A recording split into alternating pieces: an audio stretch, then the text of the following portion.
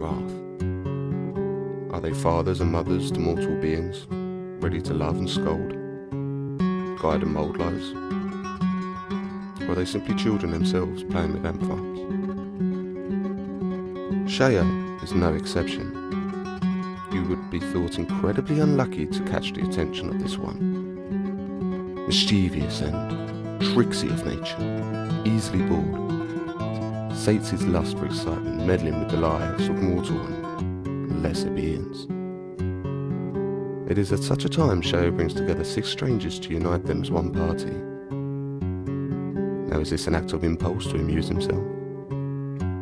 Or is it an act of greater importance? Will Sheo prove to be a loving father or mother, or simply a child playing with his new toys?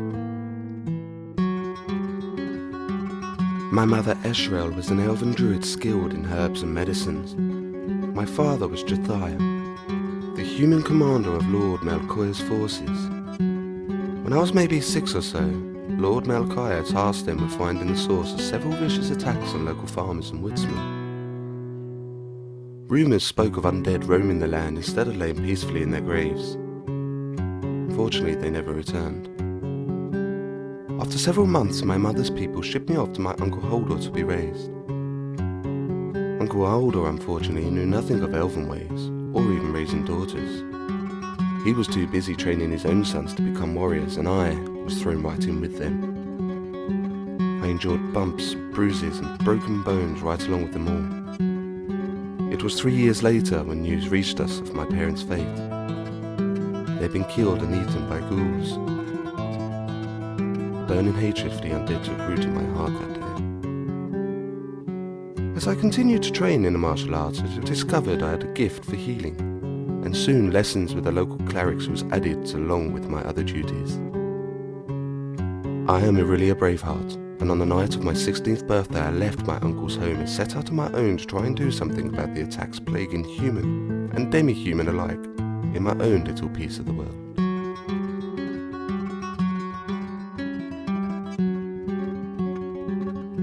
Conovar, son of Conovar, grew up in the coastal village of Sandhaven. Conovar was used to a life at sea, waking every morning at sun-up to farm the sea with his father in their little fishing skiff. It was at the age of 14 Con and his father were caught in a tragic storm.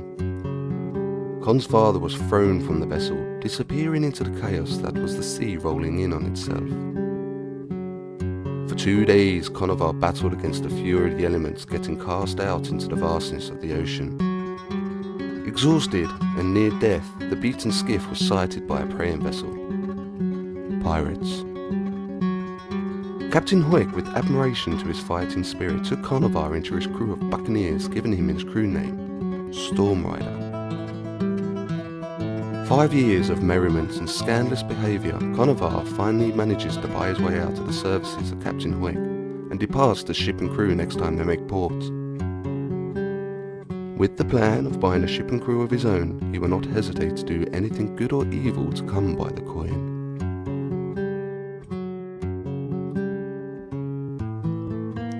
It was not at the young age of 13 that stolen armor, Orstich, and entering a jousting tournament that garnered Norster folk hero status in his village. No, it was unseating a tournament's reigning champion at the first pass, whilst riding the same stolen ostrich. Now, most would have agreed that theft of any kind is bad, but Norster stole from the Baron himself, and under normal circumstances, meant death. But in attendance that fateful day was the Baron himself, most amused that it was upon his ostrich this young troublemaker had won the day. So instead of prison or worse, death, Norster was sent to the monastery Serpenthelm as a punishment, and in hopes that the clerics there could turn this young man's life around. Norster at first thought this a punishment worse than death, but given time, Norster actually felt that this was his calling. So strong the sense and place of duty that he quickly turned to the life of a paladin. A miracle, it seems, as if bestowed upon him by Dian Shek herself. The 5 years in the monastery seemed to pass in an instant. Nostar eventually took the name of the monastery upon his own when he left at the age of 18. Now it was Nostar Serpenthelm's turn to help others who could not otherwise help themselves. And 8 years later, he finds himself sitting in a tavern with 5 complete strangers.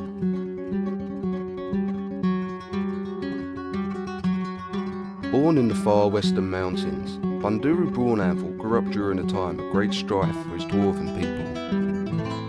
A war had stretched on for decades between the Druga and Banduru's people that threatened to destroy his homeland. Born to a family of military heroes, he grew up to carry on his family's proud tradition. He and his brother led the dwarven forces to push the Druga back to the brink of their own lands. It was in this time he met a woman named Merba, who was a cleric in his camp, who he fell deeply in love with. But then came the fateful day of the battle they all knew would decide the fate of the war between his people and the Dark Druga. The battle was bloody and ended with an entire cavern collapsing down on the 2 clashing armies, with the sole survivor only being Banduru. The war was ended, and the only entrance to his people's lands closed, but he thought it had come at too great a cost to his men, and thus he felt he had lost and become ashamed to his people. Proclaiming a self-imposed banishment on himself, he left his lands, and thus all his people had thought he had come to perish in the battle along with his brothers in arms, and he was justly proclaimed a hero to his people along with them as well. It was then he was to be chosen by Moradin to become a paladin in his name, and was set on a path to show the devotion to his people was true, even though Banduru believed himself a failure. Vladorian, born to a human father and an elven mother, or so he'd been told. He was found on the steps of an orphanage as a baby. Suffering at the hands and abuse from his keepers for several years and mistreated by his peers for being a half-elf, he ran away one stormy night at the age of 10 and lived alone in the woods till his young adulthood. He learned the ways of the forest and the creatures it held. Although he has no idea where his parents are, he wishes to find them and learn the reason they deserted him. One day at the age of 25, he noticed smoke rising from a distant part of the forest. He rushed to find a forest fire engulfing trees around him.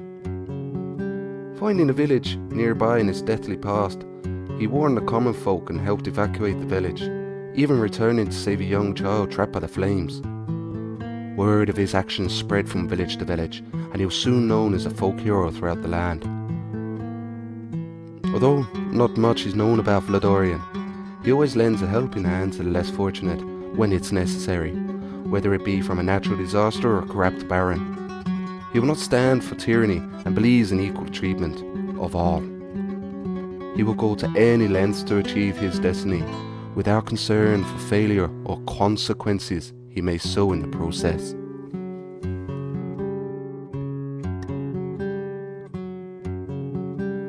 Jenks grew up affluent and well off.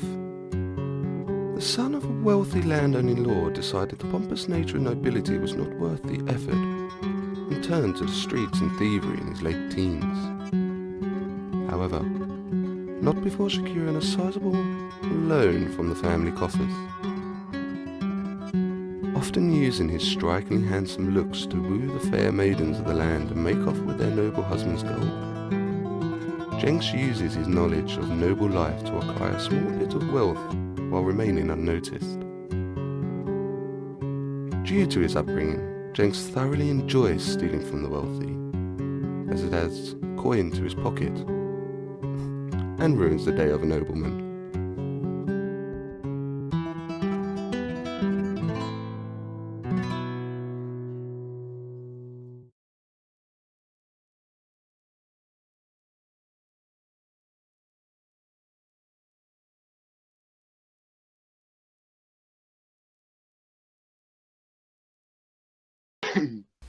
What it is, party people, here we are to part 2 of the Red Dragon fight. And we left at the top of the round. I think it was round 6, if I'm not mistaken.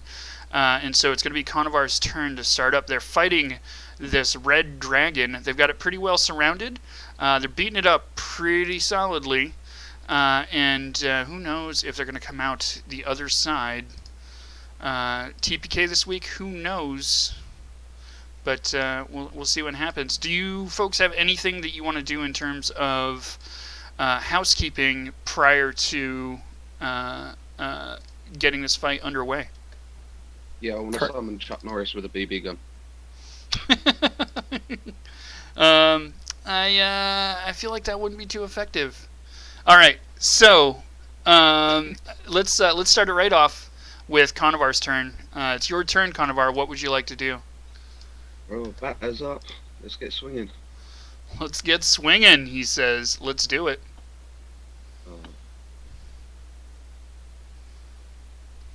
Also, while he's working up his swing, it's important to note that we are recording this on Tuesday instead of Monday this week because of the Christmas holiday.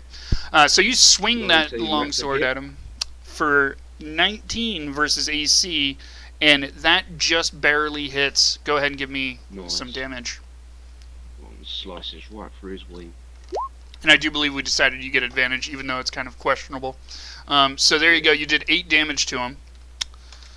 Right. Second attack. All right, let's do this. Them two-handers critted. Advantage critical.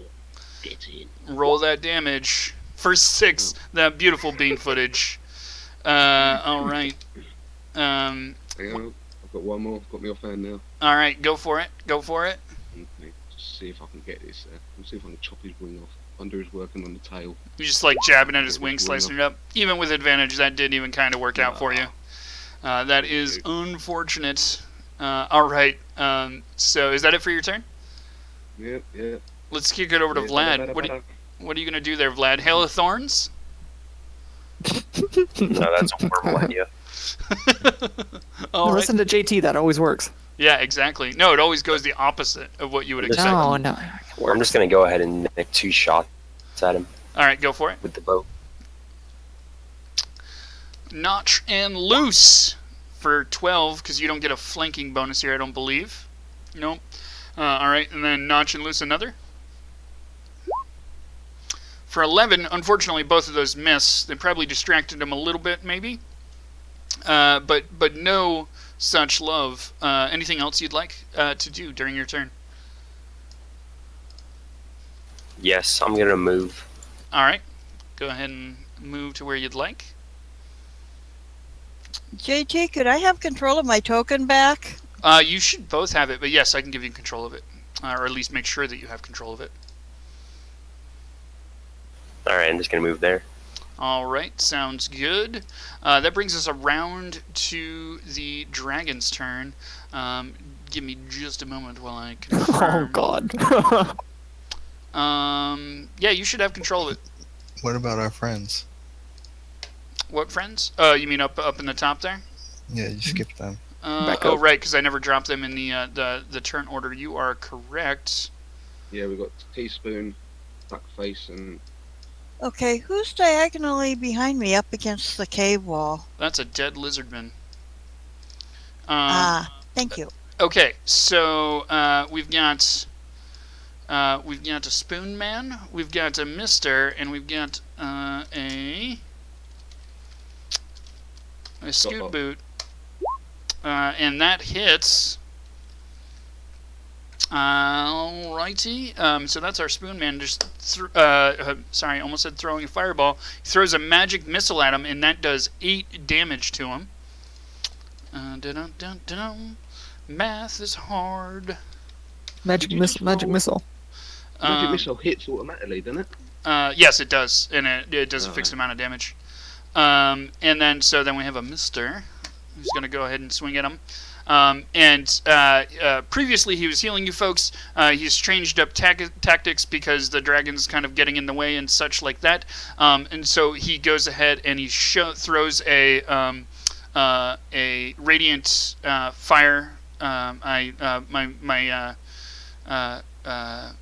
What's it called, Morala? That spell you always use. My brain is skipping on me. Sacred Flame. Sacred Flame. There we go. Thank you so much. My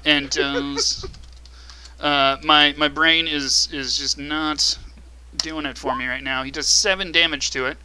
Let's see.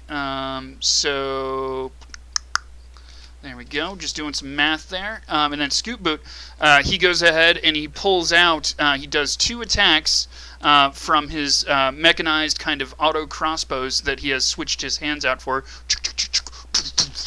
Fires off 2 bolts. Misses with 1, misses with 2. Kind of like what Harambe did. He's got projectiles flying at him from all directions. No, he's still drunk.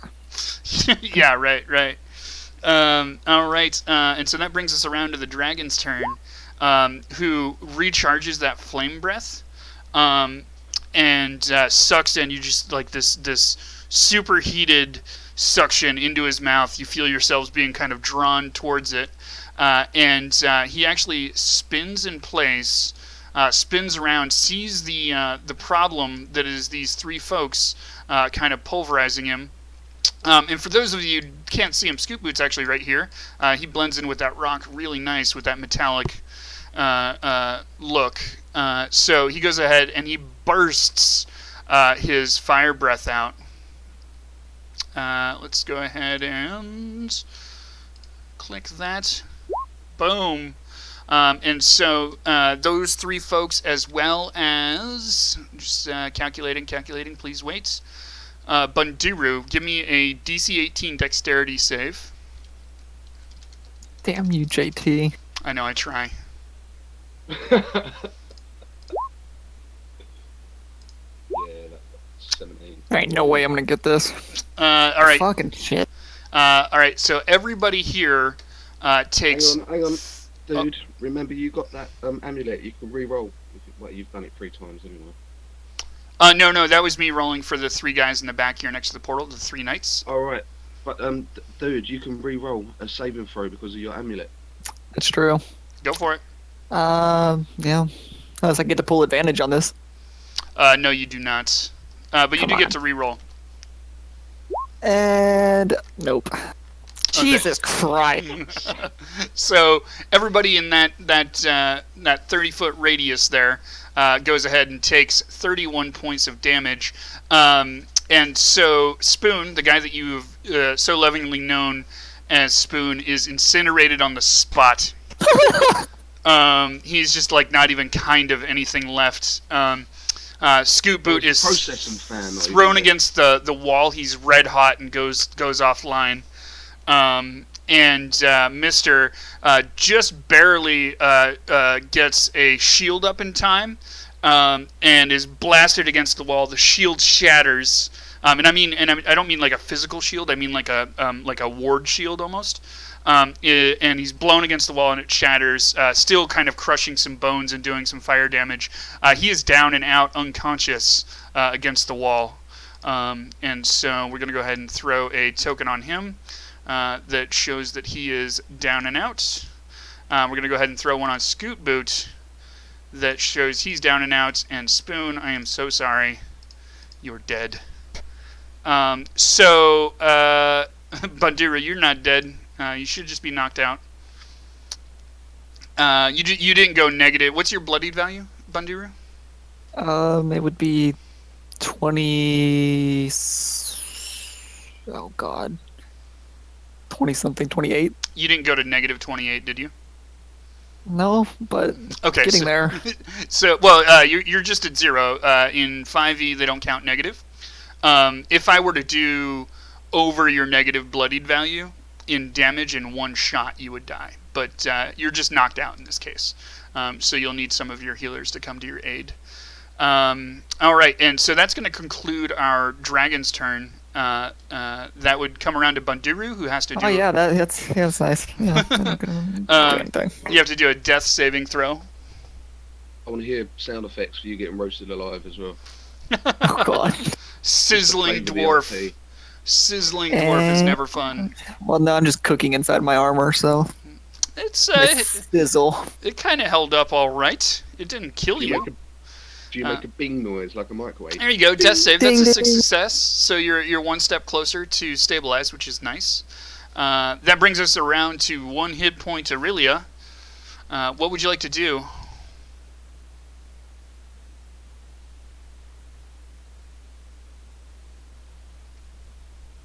deep in thought over there. Or it's possible that she's not come back from helping Jarek, right? MX, do you want to make a decision for her? I'm here. I'm here. Oh, okay. Sorry, I was pressing the wrong button. Gotcha. So you didn't hear me. That push I'm to in talk a will get you. quandary. I've got a spell that would get him up if I could get to him to touch him, but I'm also in very bad shape. So, Indeed. I think the first thing I need to do is move around the edge here to where I can see him. And then I am going to use, which am I going to use? Do remember to, I believe that you are blessed as well as Bundiru and Norster. I'm going to use Prayer of Healing. Okay. That'll get me, Conover, and Banduru. All right, that sounds good. So. And MX, you got most of your health back, right? I'm having trouble seeing it because of the dragon. Oh, you're at half health. At half health. We left, and for whatever reason, the game. I'm not sure what my health was when we left. So each of us takes back 7 hit points. Cool, and that'll bring Bundiru back from the unconscious land. I'm not too worried about it, Norster. All right, anything else you'd like to do, Aurelia?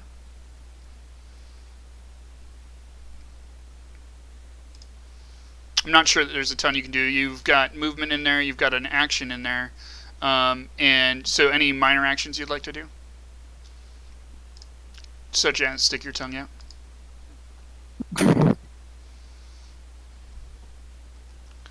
Norton? All right, let's move on to Jenks. Jenks, what would you like? Do something. Do something. Is there a spot for me under that dragon's wing that I can get to? I do believe there's an empty space next to Norster. Yeah, to my left. We're bending the rules just a little bit on occupation of space, but that's fine. This thing's huge. You can fit under the wing. Yeah, exactly. That's Like the way right I there? feel. Yeah. Alright, I'll go there and then I'm gonna attack the dragon. Sounds good. Woohoo! Go ahead and give us an attack, and I believe you get that free sneak attack because this thing is literally Are you trying to shred its wing, Jenks? Nice. boom, nailed it, and you got advantage, so you actually got the 26.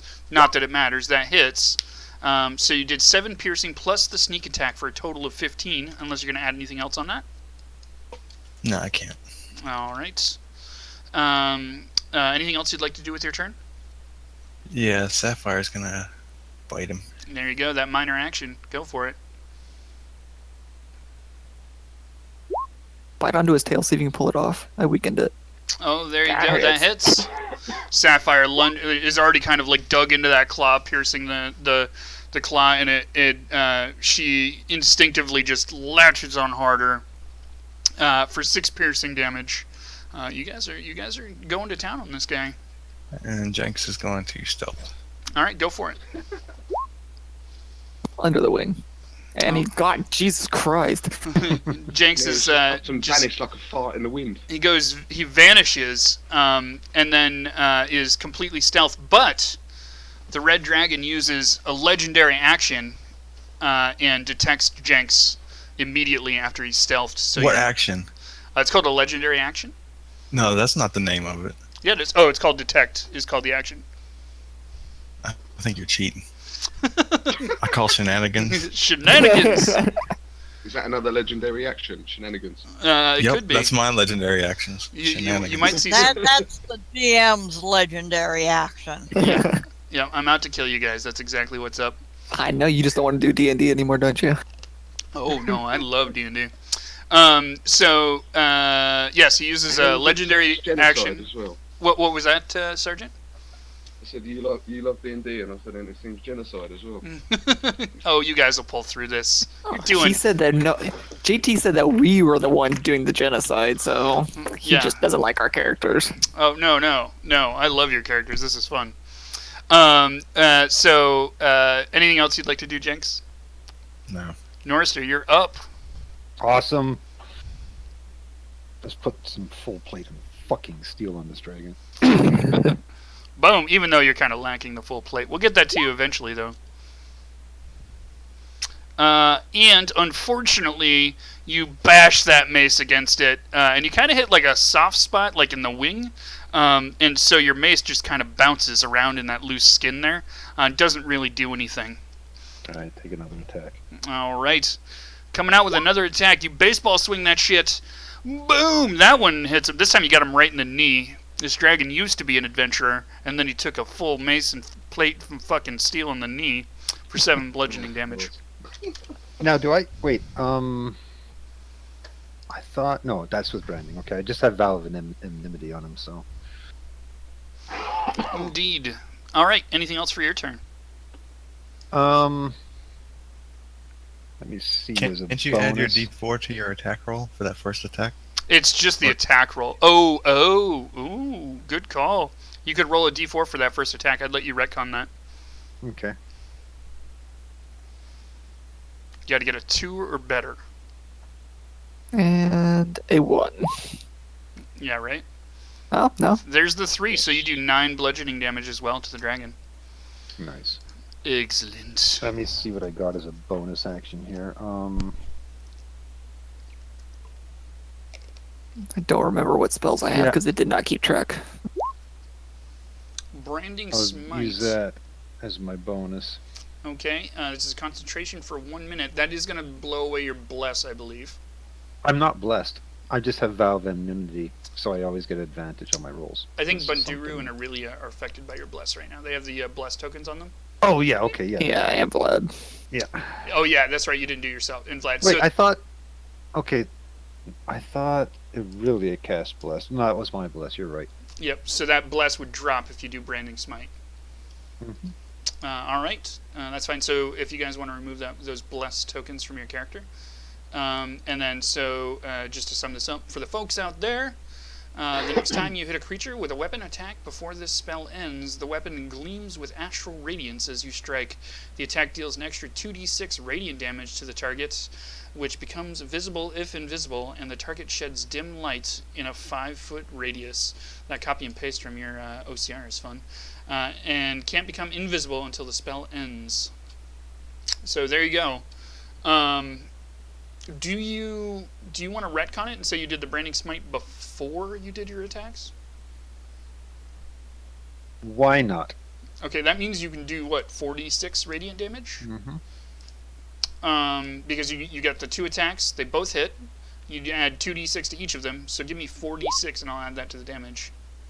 Big money, no way. Oh God. Oh, Oh, failed horribly at that. You know what? But It it's still it's still something. counts though. It still counts. That's fine. Like a whole So- nother attack. You're So good. you throw down an extra 7 points of radiant damage on him. All right. Anything else you'd like to do with your turn, Norster? That's it. I'm all out. All right. Sounds good. Conovar, you're up. Right, I'm right by his feet, and I notice he needs a serious pedicure, so I'm going to chop his nails back a bit. Sounds good. When I say chop his nails, I'm going to try and take off the whole fucking foot. Take out. Yeah. You start with some nails. Go with some fingers. Go for a whole foot if you GG. can. All right. So that hits. Go ahead and give me damage. First. Sorry, my internet is laggy. What the shit most? Damn it, Norster. No, that's fine. All right. All right. So you did 4 slashing damage to him. That's fine. Second attack, Yeah. Let's take that. Okay. Oh, That that's a unfortunately miss. does not hit. and my offhand. You literally just got nails with both those other ones, which is unfortunate. How do they look though? They look a bit better. Yeah, you know, you like push the cuticles back a little bit, maybe give him a little paint job. You know, like when Goth was it, now he's got the black fingernails, which changes his attacks from fire to acid. Ooh, no. Alright, I'm gonna Actually, no, use do my that because movement. yeah, that doesn't affect me as much. I'm using my movement to come under this wing. Okay, beside him. sounds good. I'm gonna have you roll either a straight up dex roll or acrobatics, your choice, to do that. Because you are moving through weird terrain there, kind of in between them. Yeah, okay, you passed it. So you just kind of deftly run underneath his belly and then run out the other side under the wing. No worries. Alright, that concludes mine. All right, cool. Vlad, you're up. I forgot to ask. Am I still under fear? I don't. Oh, yes, you are. You should make a saving throw for your last turn, and then we'll have you do one on this turn. Yeah, you would have what been do I able to have move to do? closer, but it doesn't really I think affect it was you. wisdom. Yeah, it's a wisdom saving throw. Wisdom. And it was DC 18, I believe. So you go ahead and, after this turn, you'll be able to make another one. So you can't move any closer, but you can still act. Yeah, I'll just go ahead and make 2 attacks again. I'm also blessed. So. You actually aren't blessed anymore. I'm Northstar not. converted the bless to, I've forgotten what it's called, Branding Smite, which allowed him to do an extra 46 damage. Well, wait a second. I could only bless 3 people, so I had Aurelia, I had Banduru. Carnivar. Yeah, and Banduru. Aurelia, Banduru, and Vlad were the people you Oh, blessed. that's right. That's Yep. right. Carnivar wasn't blessed. Vlad, he said you can roll your wisdom for last time, then do your actions, then roll your wisdom again.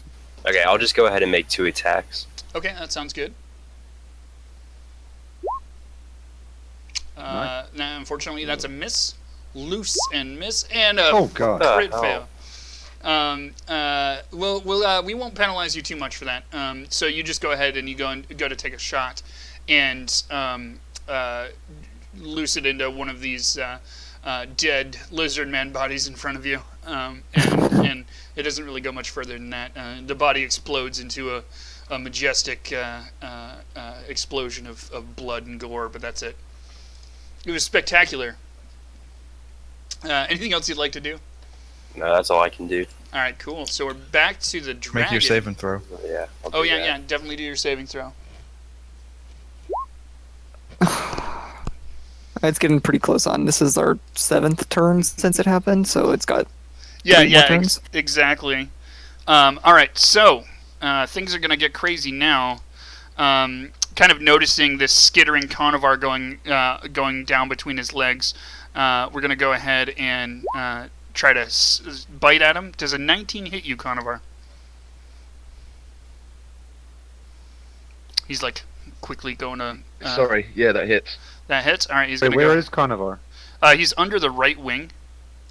Oh, he's up there. Okay. Yep. He's not in- So you take 20 piercing damage. Ow. Oh, and 14 fire. So 34 total. Oh, God. Yeah. Yep, I'm down. I'm Uh, -2. Well, 0. All right, there you go. And then he's going to reach over and claw at Aurelia. 25 to hit. Oh. I've got to assume that hits for 14 slashing Ow. damage. Down. Ow, I'm down. All right, and then he's going to spin around, and he's going to take a claw attack at Sapphire. 22 to hit. Fuck you, JT. Sapphire takes 16 slashing damage. Yeah, she's down. No. Well, I guess she's My- gone. Well, my my shield will prevent. 3 of or it, right? My heavy armor. Well, no, my heavy armor will prevent any killing blow, so Sapphire will not die this round. Oh, Well, what there- does that mean? So Does she Sapphire's stay gonna, at 1 health? yeah, she'll go down to 1 health. Run away. And now that he's been able to detect Jenks, he's going to go ahead and take a tail attack against Jenks for a missed.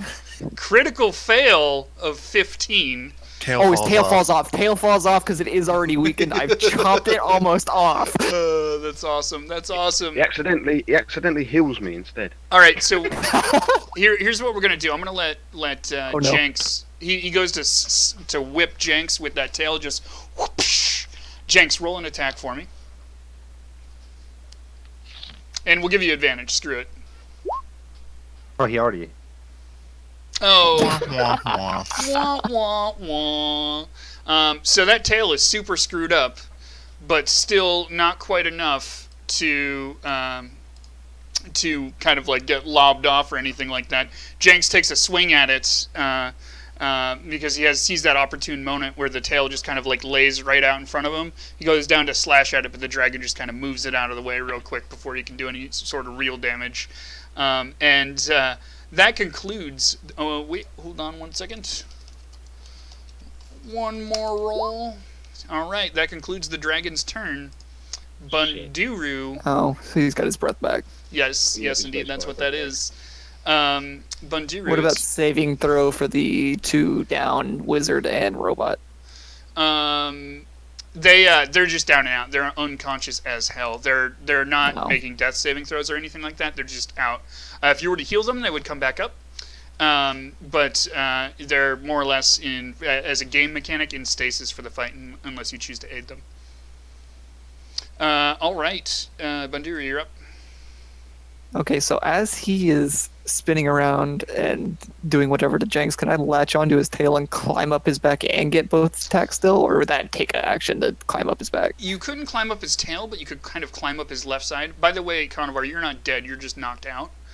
Yeah, you put up you put the dead X on your character, but you can climb up kind of his left side. I would make you do either acrobatics or athletics. Your choice to do that. I thought that was animal handling, but okay. Nope. Walker's the animal handler here. I'll do an athletics roll to try to climb up it. If I do athletics, can I use my sword to jab into him to climb up him? I'll let you also make an attack roll while you're climbing up, and then that will determine whether or not that works. Otherwise, your sword would more or less just be mechanical or RP flavor in that situation. Okay, let me roll this athletics. Boo! So it doesn't work. I'm trying to decide if I'm going to give you advantage because he is flanked. He is maybe he's distracted by yeah. everything else. That's kind of what I'm thinking. I'll give you advantage. Okay, so you can go ahead and climb up him, and I'll go ahead and I'm going to move your token to the front, so that we can actually see. Oh, come on. There we go. So you can now place your token anywhere you'd like on him. I'm still calling it difficult terrain, so it basically means you can only move 2. But there you are. There. You're on his back. What are you going to do with this? Okay, I don't think I would get both attacks because I moved. I believe. Well, that was strictly movement, what Oh, we shit, did there. yeah. If you still get 2 attacks, you still get 2 attacks. Okay. We can even say that you used one of them to get up higher. So yeah, let me roll my attacks. That didn't do shit. That didn't hit. And that also did well. No. None of those No. did anything. So you kind of used So I'm on his back. You used your sword and maybe a little dagger you had to climb up him, but he didn't really notice anything from that. You just kind of, chipped into some scales and just tightened up the whole thing. Can I stealth? Can you stealth? No, I'm pretty sure he knows exactly where you are. No, he said he didn't notice. No, what I meant by he didn't notice is he didn't care. Anything else you'd like to do with your turn? Can I reach down into the hole in the side of his neck and rip out his fire gland? It's not really a hole, it's a scar. It's more like soft tissue. I'm not sure that you're quite of the shove your hand into a fleshy thing in one shot and grab its bleeding heart out level yet. Oh, well. Okay, well, No, I don't want to yell at him because I don't want him to really notice that I'm there that much. Or care. All right. Yeah. Anything else you'd like to do? Let me cast... Well, I guess I can't do that. That's an action. I would say use Cure Wounds to get a little bit more health, but I don't think I could do that. Yeah, that'd be a spell, so no. Okay, so yeah, I'm good there. All right, sounds good. Let's see. That brings us around to Aurelia, and you're down, right, Aurelia? Yes, I'm down. So go ahead and give us a death saving throw. So mark 1 failure on your death saving throws. You get 2 more. Jenks, you're up. So, am I still flanking? Ooh, this is a good question. Banduru? Banduru Well, since is- I'm on his back, then it's everybody around the dragon is going to get advantage. Sure, why not? Let's roll that way. This is a tough enough fight already, anyway. He's a big dragon, so it's lots of spaces and. Yeah, we're thinking in 3 dimensions here. All right. Yeah, I'll go ahead and give you advantage. Alright, Jenks is gonna attack. All right. Hey. 27 thank to you. hit. That is successful. Go ahead and give me damage. 11 plus 6 is 17 piercing damage, correct? Mm-hmm. All right. And anything else you'd like to do with your turn? Yeah, Sapphire is gonna attack. Go for it. With advantage. 22 to Hey-o. hit. Go ahead and roll me damage. 11 piercing Hey-o. damage. How do you want to do this? Oh my god. Brought it to -9.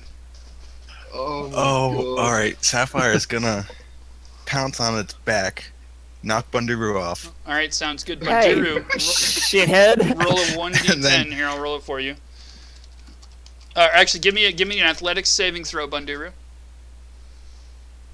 Can I stab this fucking lion if he hits me? You What was it? can. Acrobatics? Yep, athletics. No, don't- Oh, don't take wait, no. sacrifice for Don't look at that. Don't look at it. Eyes away. That would have been successful. Ew! Crit! All right, you land deftly on your feet as Sapphire Get knocks health you back. off. No, not even a little bit. Continue, Walker, with your. What does Sapphire do here?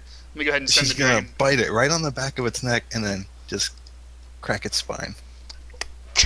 There you go. Lion What's all over versus dragon. Have it bite off its dick.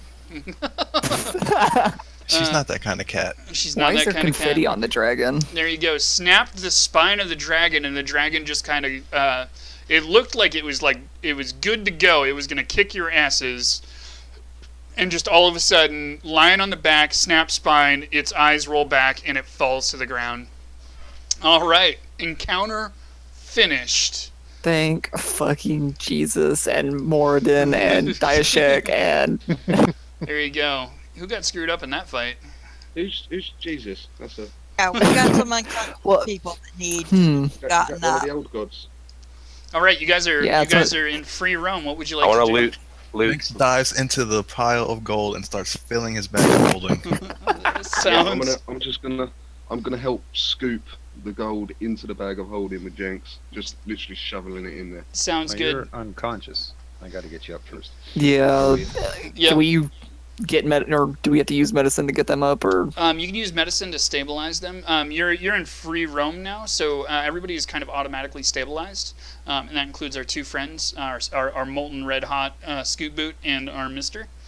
And so you guys, ostensibly, you guys would be able to heal them up, take a short rest, do any encounter powers that you need, or short rest powers that would heal them up. You could take any healing surges that you'd like. Addressing Jenks and his pile of gold issue. Let's go ahead and delete that. There we go. That's inside a bag of holding. You just How much gold was it? scooped 2,000 gold into your bag of holding. Nice.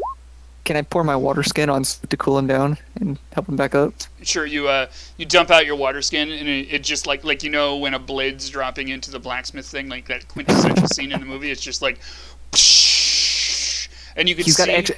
He's gonna have extra AC now because now he's hardened piece of metal. Yeah, tempered steel. Yeah, unfortunately, in a couple of places, the bands of metal on him kind of twist and snap as it's cooling down. He's a cripple. But he's probably better off with that happening than the melting that was previously happening. So there you go. Norster, was that cure wounds for me, by the way? Yes, See it you was. standing Okay. there. Who, Alright, who, lovely. who's healing who? I healed Aurelia for 4. I gave her 4 health with my cure wounds. Okay. And I I think assume, I'm out of spells now. Walker, you're taking. That still leaves me in the negatives. No, you you go to. Don't do negative. Yeah, you just go to 0, so Yep. then you go back up to 4. Yeah, Okay, so you I'll only up ever go to 4. 0. Okay. Anything else you folks would like to do? I guess can I help? Mister? Yeah, I want to loot the dragon, please. I want to peel off some scales, some teeth, some claws. Okay, can you Stuff. give me a nature roll? Yeah, I'm gonna call over Yeah. to the rest of the guys to make sure. Yeah, I I'm want gonna some call dragon Northstar. skills too for my armor. I'm gonna call Norster and Vlad over to assist as well. If they want to get Okay, in. I'll give you advantage on that with them assisting. One Boom! then. Crit! I skinned it completely. There's nothing left. It looks like a chicken. You guys managed to gather 35 pounds of dragon Holy scales. shit. You also managed to collect a number of the teeth, about 15 or 16 teeth. It's more like 15 and a half. You also managed to recover one gland, one catalyst gland, which is the way it breathes fire. 15 teeth, was it? Yep, 15 and a half. And you also recovered the eyes. Nice. Can I look through Spoon's ashes?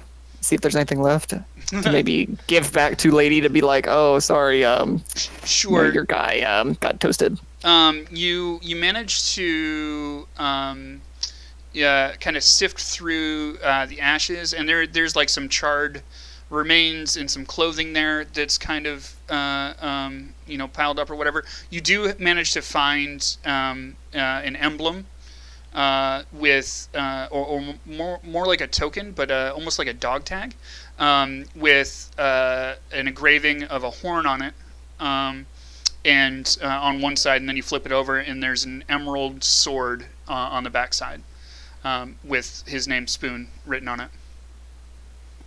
Okay. I guess we should all look at the portal now.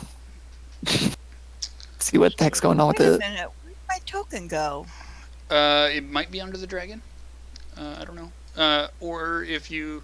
Nope, it's not under the dragon. I don't know where it went. Oh, sorry. Before I look at the Vlad, are you investigating the There you go, I dropped you a new one. the Thank dragon you. bed? Can I have a look at this dragon bed? Hey, is there anything in there?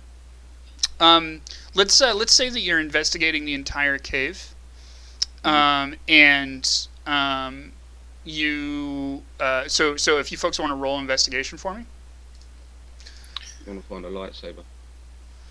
basically. Hey. Oh God. Ho. Let me guess. Jenks is gonna pull another nat 20 or something. No. Okay. Cool. All right. So I got up Can Scoot Sapphire and investigate? Mr. All right, Bundiru, you basically, in your investigation of this whole thing, you do find that, surprisingly, Jenks hasn't noticed the random gems strewn about underneath the dragon corpse, as well as a pile of silver in the corner. I was gonna say it looked like confetti popped out of the dragon at the end, and I was like, "What is that?" It's because I sent them to the back of the layers, which included behind the gems, which are these here. I'm gonna go ahead and delete Okay. those. I'm gonna delete the silver as well. That's you basically found 1,000 gold worth of gems and silver. Nice. Okay. And you found over kind of tucked behind the portal where you were standing when you started to investigate. You found a girdle or a belt. And I've decided to do away with having to identify things, so I'm just going to tell you what it is. It is a girdle of shielding. And what that does is, as an immediate interrupt at once per day, or once per long rest, you can get a +4 to your AC. Holy crap. Nice. Okay. What as a reaction? It's an immediate interrupt. So anytime that he would like to say, no, wait, I'd like my AC to be 4 higher, he can do that once per day. Okay. Nice. Would you care to tell me what the necklace was that I found and put on? The necklace from Diane checked? Yes. Indeed. So what that does is it extends your divine sense from, I believe, 60 feet to 120 feet. Doubles it. Nice. Yep. Oh, that is nice. Indeed.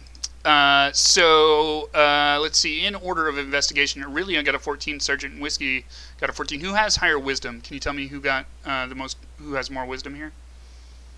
It looks like... I've got a I can wisdom of almost guarantee 10. it would be me. Yep. Okay. So you, as you're kind of sifting through the piles here, you find an amulet, which... Oh, I'm sorry. It's a ring of life, which means anytime that you use a healing surge or cast a healing spell, you can add another healing surge value to it of yours. So what's your hit dice currently? Is it D10? No, it's a D8. D8. So basically what you can add is an extra D8 to any healing spell or healing surge that you use anytime you use one. Holy shit. Is Oh. that like once per day or all the Wow. It does cost her a healing surge is the catch. So if you have no healing surges left, you can't use it. same? And Conovar, you're up now, right? Am I? Yeah, Yes. I've got 14. All right, you find a golden compass, and what that compass does is you can pick any place in the world as its kind of its beacon, and it will always point at that place. Okay. Essentially, you can never get lost. Okay. Who's up next? We've got Jinx. Jenks is up next. All right, Jenks, you have found a set of thieves' tools +1, which basically means thieves' tools in general, which I believe you have, correct? I do. Give you +2 to any thievery checks, but the +1 thief tools make that a +3.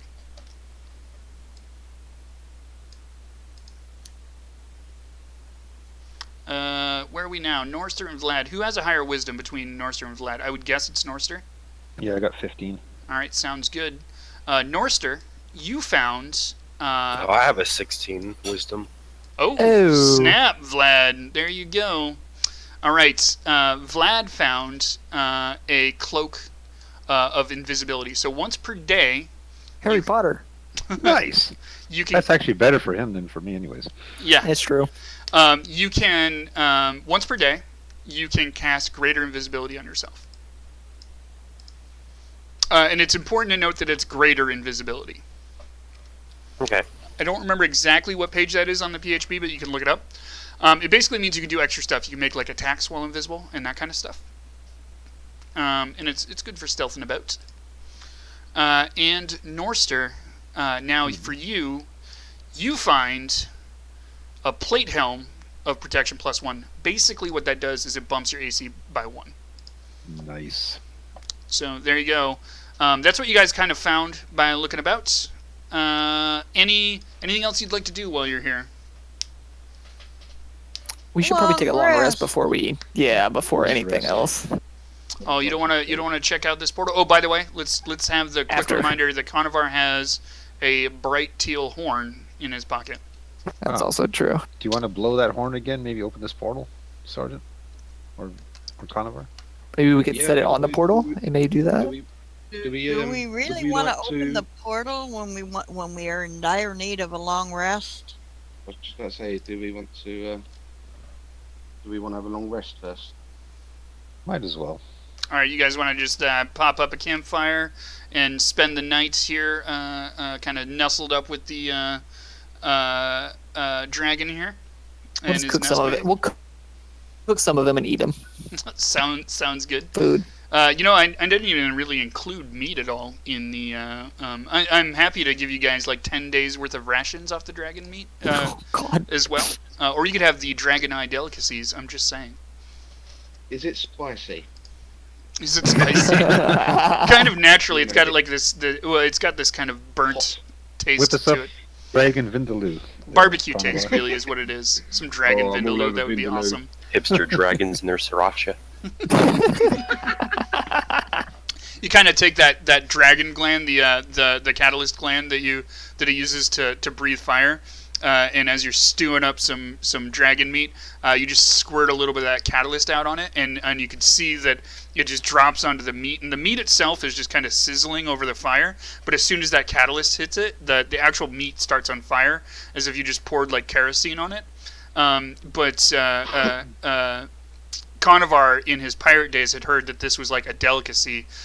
It looks a little questionable when you're making it, but when you guys are eating it, oh man, the spice was perfect. It was like a nice chipotle barbecue. Cook that shit Well, medium now- rare, maybe a little bit on the rare side. Did we get Now I'm food hungry. poisoning because of Chipotle? Yeah, I was gonna say Ooh. salmonella or something. I didn't say from the medieval tavern chain. I meant from the actual spice itself. Okay. All right, you guys are gonna take a long rest. That's the deal. Yeah. Yeah. While we're resting, I'm going to talk to, is this, what was his name? Mister, wasn't it? Yes, who is conscious and quite gravely injured. You guys kind of used as much healing I didn't- power as you could. Yeah, he got 11 points of health. I don't know where that puts him, but You're fairly certain that he's probably going to lose an appendage of some kind. But he's going to make it. He's pretty roughed up, though. Probably about half his ribs are broken. But you healed him up as much as you could. You legit kind of old school bandaged him up. He's stable. He should be fine. I'm just gonna make sure he's all right after watching his friend and comrade get fucking cremated in front of him. Well, I mean, only the one got cremated, and he's he takes a moment of silence to remember his friend Spoon, but he laments that in defending the keep in their homelands, they're always fending off trolls, and occasionally they lose a mod. A knight, a paladin, to the trolls, but not very often. It does happen occasionally. They'll have a ceremony for him when He's probably pissed at whoever blew that damn horn to bring him here. Mm-hmm. Did Spooner have any family or anything? Little The forks. little teaspoons, coffee spoons. Yeah, exactly, and a lovely wifey teacup at home. I like how nobody asked why Scoot Boot showed up with the guys that can teleport and wasn't teleporting around the overworld. But that's a thing. Got around that far. Come on. Lovely wife with tablespoon. So you guys kind of scatter Spoon's ashes to the wind. I'm going to go ahead and get rid of his token. Was there any loot? I think it was Bundur already kind of picked through his ashes. have his token to get back to Lady. That emerald token could sell for a lot, although you could give it back to the great lady of the keep. Hey, she maybe give me a reward for it. You never know. Ooh, you are right. All right. Anything else you folks would like to do before you bed down for the night? I gotta put on my new plate helm. There you go. Chunk. You like. Since I'm going to be resting and healing naturally, I'm going to use Cure Wounds on the guy that's in serious trouble. Scoot bot. Sounds good. Yeah, you can use it on either him or Scoot. Does Cure Wounds work on a robot? It does. Cure Wounds is more like a kind of a divine. It's a channeling of divine intervention, and the divinities do understand various machinations and can kind of mend those sentient bolts, if you will. Oh, there you go. Well, Okay. Boone I will didn't try fix to them fix that it. well. You bang on him a little bit. You just give him a concussion. I straightened out some of those bent pieces that broke from putting them out. Sounds good. A little bit. Didn't do much good. All right. Anything else you guys would like to do during this long rest? Can I have a look at those dragon scales and see how I can perhaps use them in my armor? Sure. Yeah. I mean, you could probably roll What the ones I've got? some kind of like dungeoneering or arcana against it. Naturally, though, you think the perfect person to work these scales would be Augur, who is back at the keep. Ostensibly during this quest, he's started to move He's in. at Sitting on his Lisa's hold ass for at the keep. doing something. North Star, I've got 35 pounds of them, so yeah, I'm pretty sure we can develop some armor for you. Nice. So I yeah, don't think you want to be wearing 35 pounds of armor. That sounds kind of heavy. Question. Oh, 35 pounds is not heavy for plate. That's Is the true. dragon a male or a female? He's a male. Ah, okay. You hoping he was pregnant? No, I was hoping there'd be eggs in the nest. Gotcha. dragon omelet. But You never know. An ancient red dragon female might come to avenge her husband. Oh, fudging fudge. Next time. All right. Let's move it forward. Anything else you guys would like to do during this night's rest? No. All right. Do you guys want to set up shifts or anything like that? I don't think there's any way that I don't think anything can get down here, can it? Other than the Dragon one. got down here. The dragon Yeah. was living down here. You have Dragon was living What's here. the portal? there's a so portal then it's right gotta into watch the this room portal. as well. Yeah. I'm gonna yeah, take we should first take watch, shifts. and I'm gonna stand right there. So I've got a view of the cavern, and I've got a view of the. I'll take Double second fire, yeah. shift. That sounds reasonable. Okay, so you guys go ahead and sleep through the night. JT, as I'm staying awake, listening to anyone else snore, I pick out that mirror I got a while back, Mm-hmm. and I'm just investigating it further. Okay. Near as you can tell, feel free to roll investigation or arcana, one or both, your choice. Which one, investigation or what? Arcana, one or both.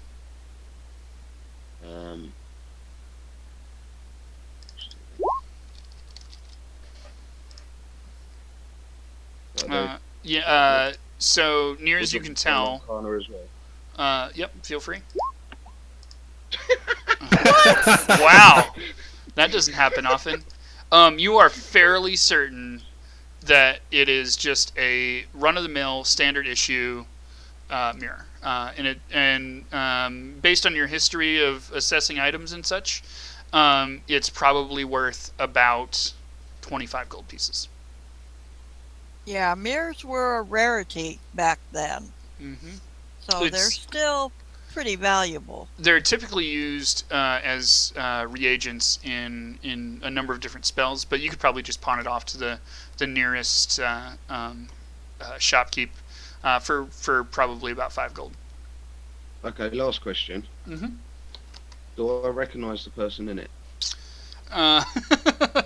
What's your intelligence? Oh, good. Go ahead and give me a DC 12 intelligence.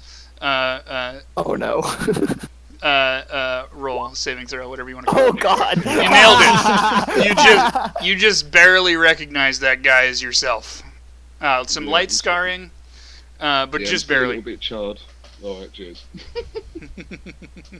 All right. So anyway, who's on first shift? I missed that, I think. Yeah, me. So I was doing that while everyone else was sleeping. All right. So you take watch and stare into a mirror. and he gets ready to defend against whoever that guy is in the mirror. Oh no, never mind. Yeah, it's him. Just barely realizes that. Shifted. It took me 3 hours, but I finally realised it was me. All right. So so you took the first watch, fairly uneventful. Who's on second watch? Me. Aurelia. All right. So you take second watch. That's the next 3 hours, correct? Is you breaking this up in 3-hour chunks? Yeah. All right, sounds good. I have to do a little bit of math on what time it is, because it wasn't 4 hours. All right, nothing happens. Who's got third watch? Norster. Norster's got third watch. Okay. Let me just really quickly. Can you do me a favor and give me a perception roll? Oh, please roll more than a 6. Oh. Nice. Okay, so everybody's just kind of oversleeping in or around the nest. You're kind of propped up on one of the stairs for the portal when you hear a very slight humming, and it's coming from directly behind you. What do you do? Coming from the pedestal behind me? You think so? I'll look at my my wrist in the poem. Okay. You look at the wrist in the poem. Nothing really happens. Anything else? You do notice too, by the way, the weird gravity about your wrist and stuff. Not really. It's not really affected anymore. With the exception of like a slight pull towards Conovar, which seems to be fading quickly. Okay. He wants you to punch Conovar. Can I gently wake up everybody else Sure, go ahead. and say, "Hey, there's something going on"? Yeah, and as you do that, you realize that the center of the pedestal in the portal is starting to kind of get wavy, almost like wind across, or like a slight breeze across a lake, not like wind, just like slight ripples, So it's kind of like activating. something like that. I Carnivore. pull out the horn. That I picked Pull out the up. horn and bellow the horn. Not yet. I'll just pull out the horn. Is it like drawn to it or anything? Nope. Okay, I'll play a merry tune. If you want to roll a performance for me, you can.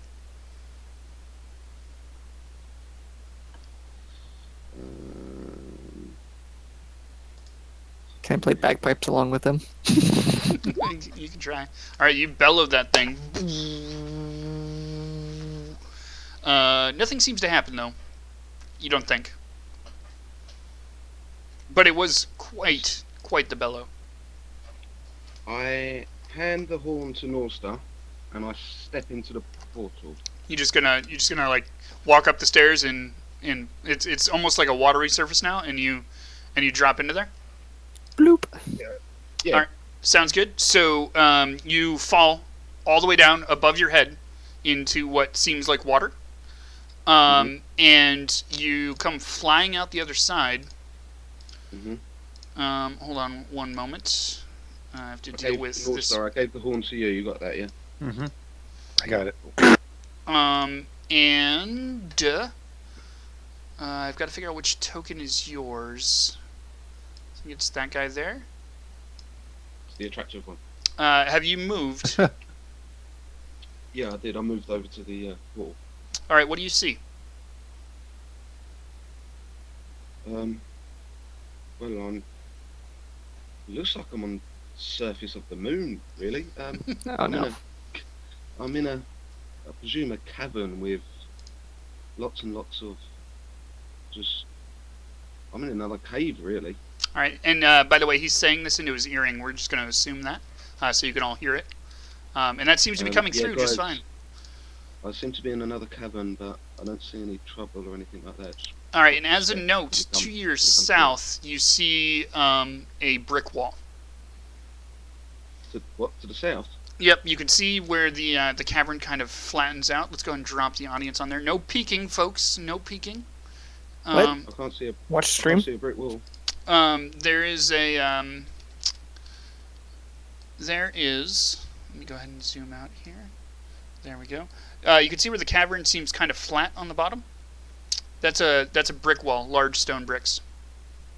What, Jinx and Sapphire jump into the portal. That sounds What good is? to me. Can I lay down on my belly and stick my head through? So we've got Jenks and Sapphire. Let's just all go on through at this point. Yep. All right, everybody jumps through.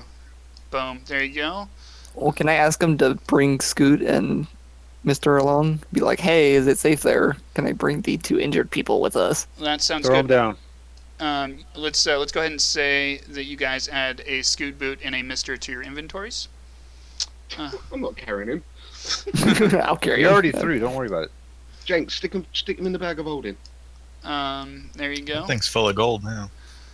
Oh yeah. And I believe can everybody see this cave? Yeah. Where's Sapphire? Can you drop Oh wait, I Sapphire? can add her. Yeah, I forgot. Yeah. And Sapphire is a cat. Remember, not a lion. We're in the desert.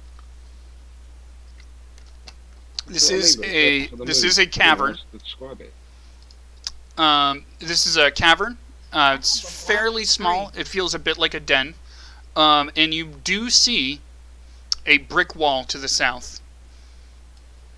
And that's this kind of flat area here. There? Mm-hmm. Yeah, basically a bomb. covering the whole southern part of this cavern. Wait, let me take a look at it. I am a dwarf. Yes, I was hoping you would do that. Please, you have advantage on this roll. History! 24! Crit. This brick seems extremely familiar to you. Like you kind the of keep? you place your hand against it, and you get a flash of the entire area, almost as if you're channeling your dwarven deity Morden, right? Am I getting some Mass Effect 3 mixed up in there? His name is Morden, right? And yeah, I think it's spelled almost exactly the same almost too. It's like Moradin though. It's got an A in there. But Gotcha, Morden. Hey JT, you gotta fix me and Aurelia. Oh, Moving both of us at the same time. you probably have them both selected. that's weird. You're dancing. There we go. Yeah. Boom. Flash of where you are. That is Oh what lord, what is this? that is what you're looking The at. keep. That's the key. Oh, Now, can somebody roll? All of you roll history for me, actually. I just did. Roll Yeah, again. Go ahead and roll again. This is for a different. Oh dear lord. Hey. And of course, Boondle gets advantage on this. You're fairly certain. You kind of you connect all of the dots in your head, Bundiru and Jenks, and you realize that rumbling you were feeling when you were at the keep was probably the dragon kind of coming back and forth and making its home here. Wait, so Lady could be evil if the dragon's living behind her throne. So, Because you rolled that crit on kind of the keep brick and stuff, I'm gonna go ahead and give you the insight here. It's pretty obvious that when the keep was placed here, it pissed the dragon off basically. This was the is there dragon's feet sticking out under the brick wall like the Witch of the West? no, but that would be hilarious. Damn. So it seems as though this cave, what you're looking at for basically the backside of the keep here, would have been the entrance to the cave for the dragon, basically.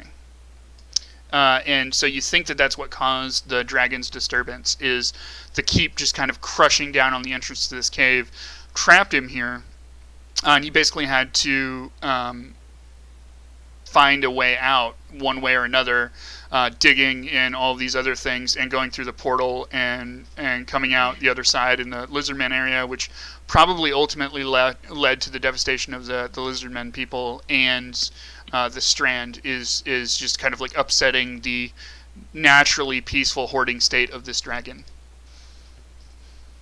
All right, I need a quick bio. Okay, yeah, let's go ahead and let's do our midstream break right now, we'll take 5. We'll come out the other side and finish this up. Sounds Knock on the good. wall. Dunk, dunk, dunk. Gods, deities, beings of supreme knowledge and wisdom, kindness and wrath. Are they fathers and mothers to mortal beings, ready to love and scold, guide and mould lives? Or are they simply children themselves playing with amphitheatres? Sheo is no exception. You would be thought incredibly unlucky to catch the attention of this one.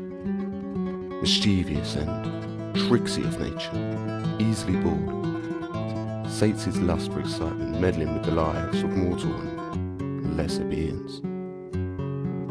It is at such a time Sheo brings together 6 strangers to unite them as one party.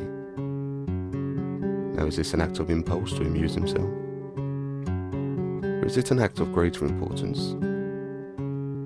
Will Sheo prove to be a loving father or mother? Or simply a child, playing with his new toys? My mother Eshrel was an elven druid skilled in herbs and medicines. My father was Jathiah, the human commander of Lord Melchiah's forces. When I was maybe 6 or so, Lord Melchiah tasked them with finding the source of several vicious attacks on local farmers and woodsmen. Rumours spoke of undead roaming the land instead of laying peacefully in their graves. Unfortunately, they never returned. After several months, my mother's people shipped me off to my Uncle Holdor to be raised. Uncle Holdor, unfortunately, knew nothing of elven ways, or even raising daughters. He was too busy training his own sons to become warriors, and I was thrown right in with them. I endured bumps, bruises, and broken bones right along with them all. It was 3 years later when news reached us of my parents' fate. They'd been killed and eaten by ghouls. Burning hatred for the undead took root in my heart that day. As As I continued to train in the martial arts, I discovered I had a gift for healing, and soon lessons with the local clerics was added along with my other duties.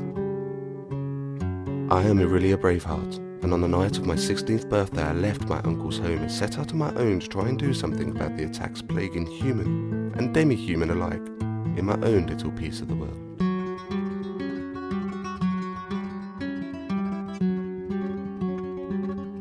Conovar, son of Conovar, grew up in the coastal village of Sandhaven. Conovar was used to a life at sea, waking every morning at sun-up to farm the sea with his father in their little fishing skiff. It was at the age of 14 Con and his father were caught in a tragic storm. Con's father was thrown from the vessel, disappearing into the chaos that was the sea rolling in on itself. For 2 days, Conovar battled against the fury of the elements, getting cast out into the vastness of the ocean. Exhausted and near death, the beaten skiff was sighted by a preying vessel. Pirates. Captain Hoik, with admiration to his fighting spirit, took Conovar into his crew of buccaneers, giving him his crew name, Storm Rider. 5 years of merriment and scandalous behaviour, Conovar finally manages to buy his way out of the services of Captain Hoik and departs the ship and crew next time they make port. With the plan of buying a ship and crew of his own, he will not hesitate to do anything good or evil to come by the coin.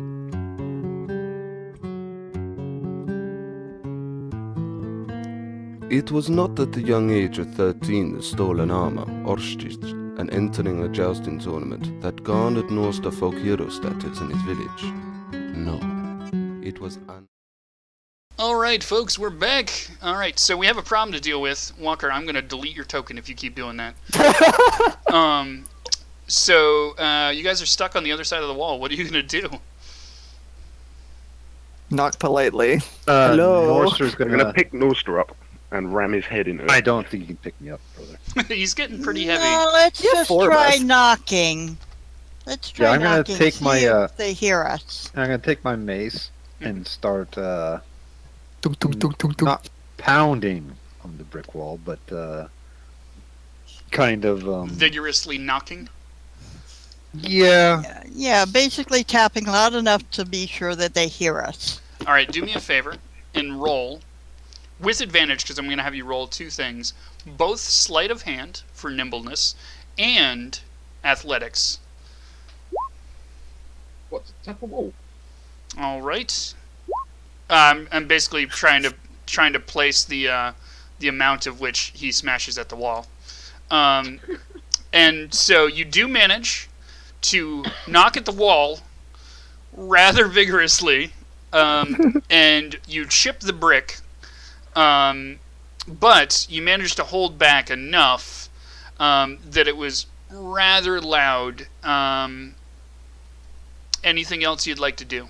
You're unclear on whether or not that worked. Jenks says blow the horn. Oh, I have the horn, don't I? You do. Yeah, that's right. Conovar handed it to you, didn't he? I should have done that instead of just tapping on the damn wall. Alright, I shall blow Blowing the the wall horn. sounds like a good idea. Yeah, let's Alright, try that. Go ahead and roll performance for me. I stick my fingers in my ears. It's gonna be loud.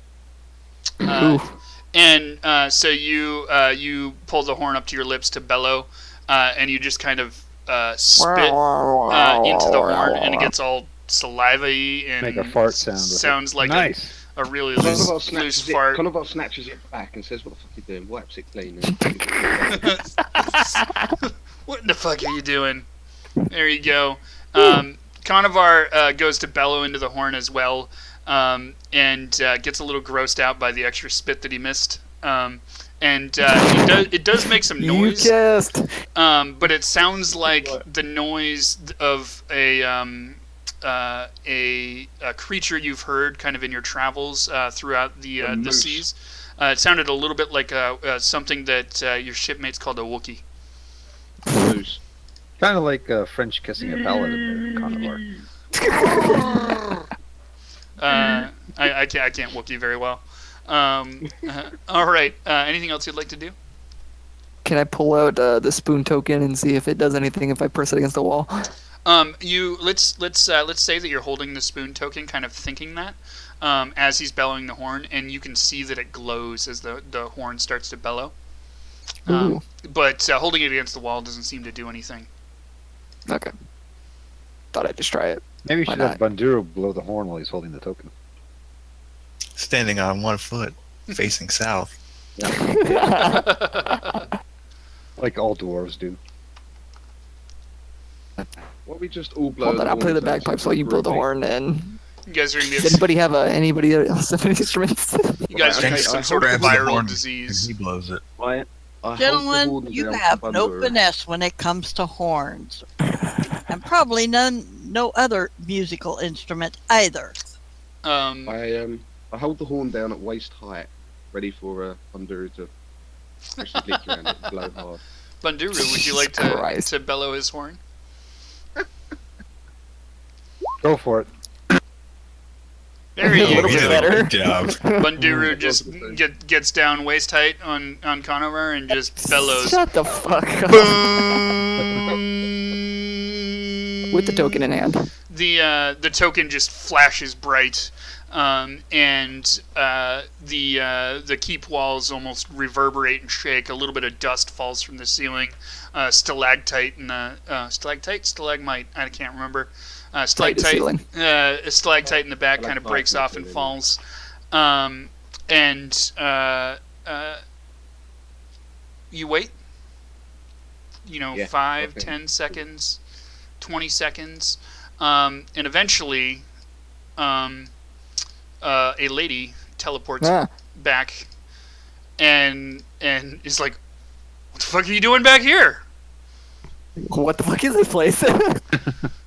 What? I didn't even know this was here. This is directly behind my throne room."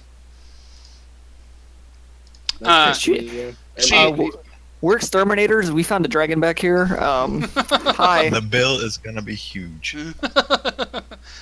She's like, "Wow. So did you recover the horn? I feel like I heard that.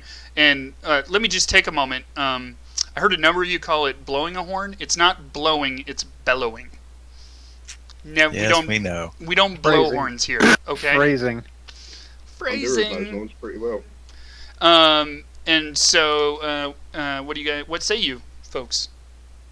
May we Um, please enter your Present lady with the horn.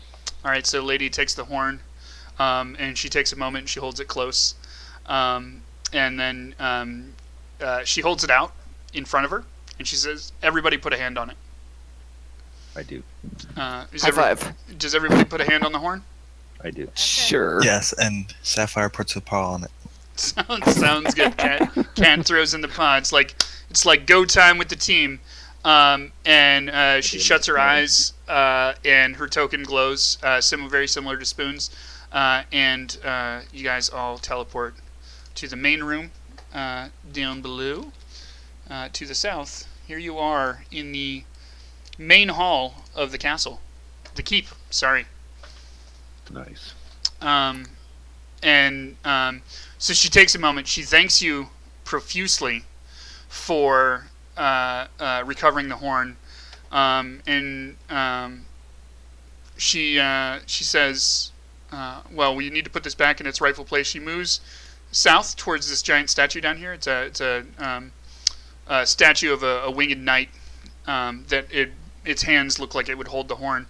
And as she steps closer to the statue, the keep kind of reverberates, and she takes pause, and she says, "It seems as though if I were to reunite this with its rightful home, our keep may leave your world." Well, So- Alright, don't do that. Can you hold on to do that for a minute? Just Yeah, wait a second. She takes a moment.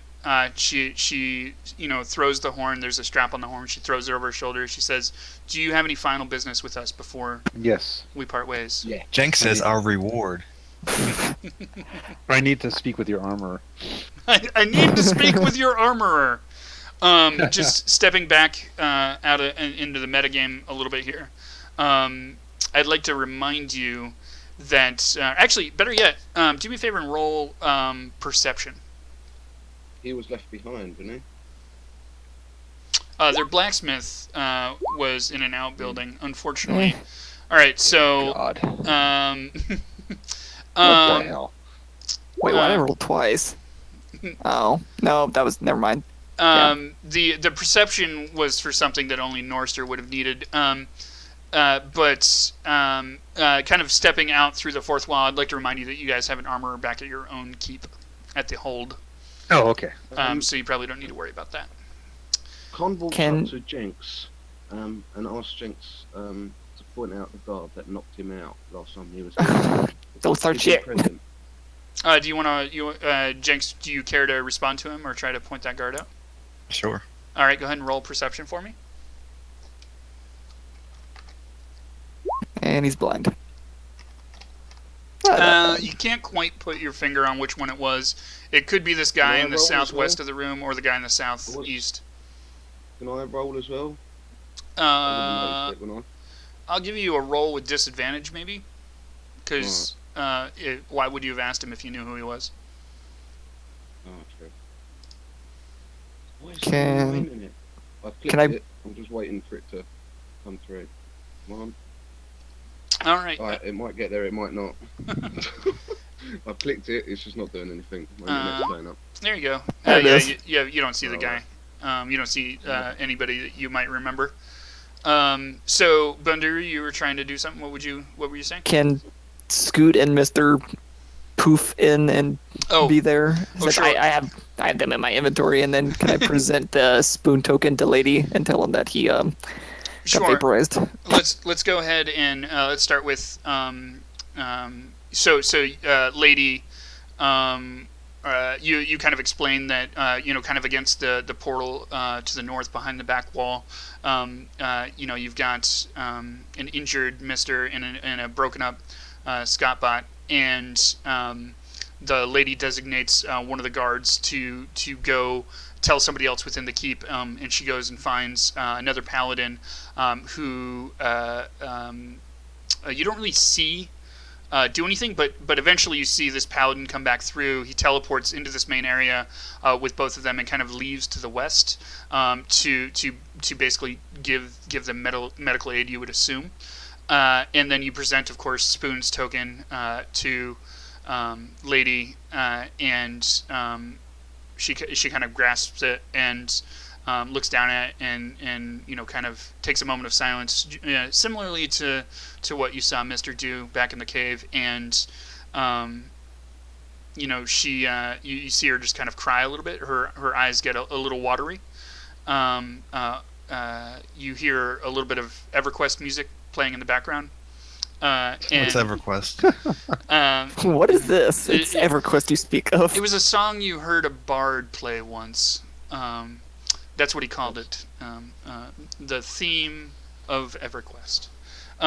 And so she sheds a tear, and she puts it in her pocket, and she says, we'll have a ceremony for him when we've returned to our home.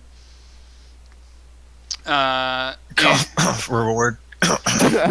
So we're gonna work around. Is that all you wanted to do, Bundur? Jenks is just. Yeah. He looks like he's got to pee a little. He's just like dancing in the corner, like he really wants a reward. Can we kick it over to Jenks? Yeah, please do. All right. The lady sees Jenks over in the corner, kind of dancing, like he's got his hand up, like that kid in third grade class. And she says, "You kind sir, what would you like?" Gold. Gold. Oh yes, a reward. You say that you would like. Yeah, the one you said we would get. Yes. And so she motions to the captain of the guard, who moves, through the eastern passageway, kind of over this way, up, over here, and in back into one of these rooms.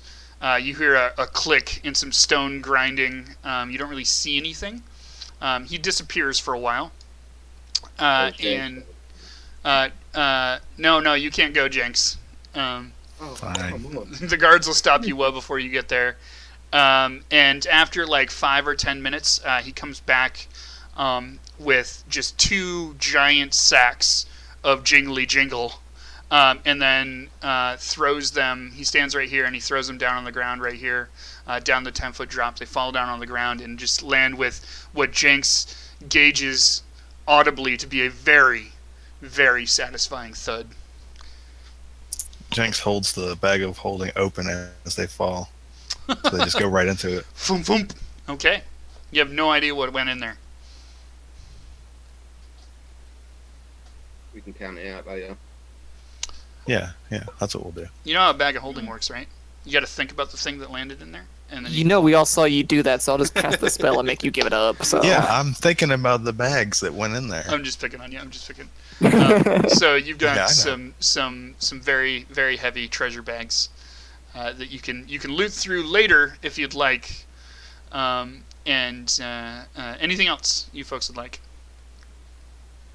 No, I want to go home. All right. The lady takes a moment and she presents you folks each with some rings with shields engraved on them. And they're like your typical kite shield with a sword across it. And she says to you, we'll make you honorary knights of the keep. I'm unclear on whether or not this will work across the dimensions, but anytime Jenks that- points at Sapphire. you want to give one to Sapphire as well. cat collar. She takes one of the rings and she kind of she just forces on it and breaks it, and then lights up one of her fingers and pokes at it and kind of like almost like a plasma cutter torch, just pokes a hole in it. Jesus Christ. And now she's got one of those shields with a little hole in it that she can attach to Jenks or Sapphire's collar. And so now Sapphire's got her own little honorary knight symbol as well. And she says, she explains to you how it works. Whenever we bellow the horn, these tokens will glow and you'll instantly know where the horn is, and you'll be called to it. I'm unclear on whether or not this will work across worlds. And also, more importantly, anytime you're in trouble, you can press on it right here, and she shows you a little spot on the back that you can rub and press. And anytime you press that, Jenks does it. Do we all have to do that? Is this like Captain America? no, it's not. Any of you can do it Or anytime. Captain America, Captain Planet? And so you flip it over and you're kind of playing with it, and you see that when you press it, the horn kind of glows. And as each of you presses it, kind of a ring lights up on the horn. Bandiru, since you're standing right next to the lady, you touch one of the rings and you instantly know whose token is being touched and where they are. So it's almost as if they're linked to the horn in some way, and it allows for you to basically call upon the aid of the other knights, or more specifically too, if the horn is bellowed, then you know where the horn is and can be called to the aid of the horn. A magical SOS. Yeah, a little bit like that. Kind of like a telegraphed SOS. Yeah, basically, it's a beacon of sorts, and they're connected both ways. Norster puts on the Majorly ring. Cool. Yeah. What's that, Norster? I put on the ring. Sounds good. So you put it on, as you're standing there talking, Norsters, you guys are kind of just around the water cooler talking. The ring's a little loose to start, and as you talk, it seems to get it fit better and better, and eventually it's the perfect fit, and fits your form perfectly well. Can we tell Lady the whole story about how the hell we got the horn and what happened and Absolutely. And whatnot? we can fold that into that kind of 10 minutes that you were talking there. You tell her about the Lizardmen village and all of those kinds of things. She gets a look of concern that an entire village of Lizardmen had died, maybe at the fault of the keep or this whole situation. And so she calls for a scry, somebody, a wizard to come forward and scry the lizard's village, and so they kind of bring out on this elaborate cart a giant crystal ball. It's probably about 1.5 feet in diameter, so it's big. It's this big crystal ball, and he starts kind of like swirling magics around it and stuff like that. He explains to you as he's kind of scrying this lizard's village that it shows both past and present. And so first it starts off and you can see the dragon attack. He's kind of ripping lizard men apart and things like that. And then it kind of flashes and you can see Vlad smashing the orb of life. And then it goes back to the village and all of the lizard men come up with a gasp of air and Okay. come back to life. The village is still completely destroyed. And so you kind of see them rebuilding at this point and all that kind of stuff. They've been kind of piecing their lives back together. There's no more dead children strewn about and all of those kinds of things. And they're just kind of piecing their lives together. She takes a moment and she motions to one of the knights who disappears kind of into a back chamber.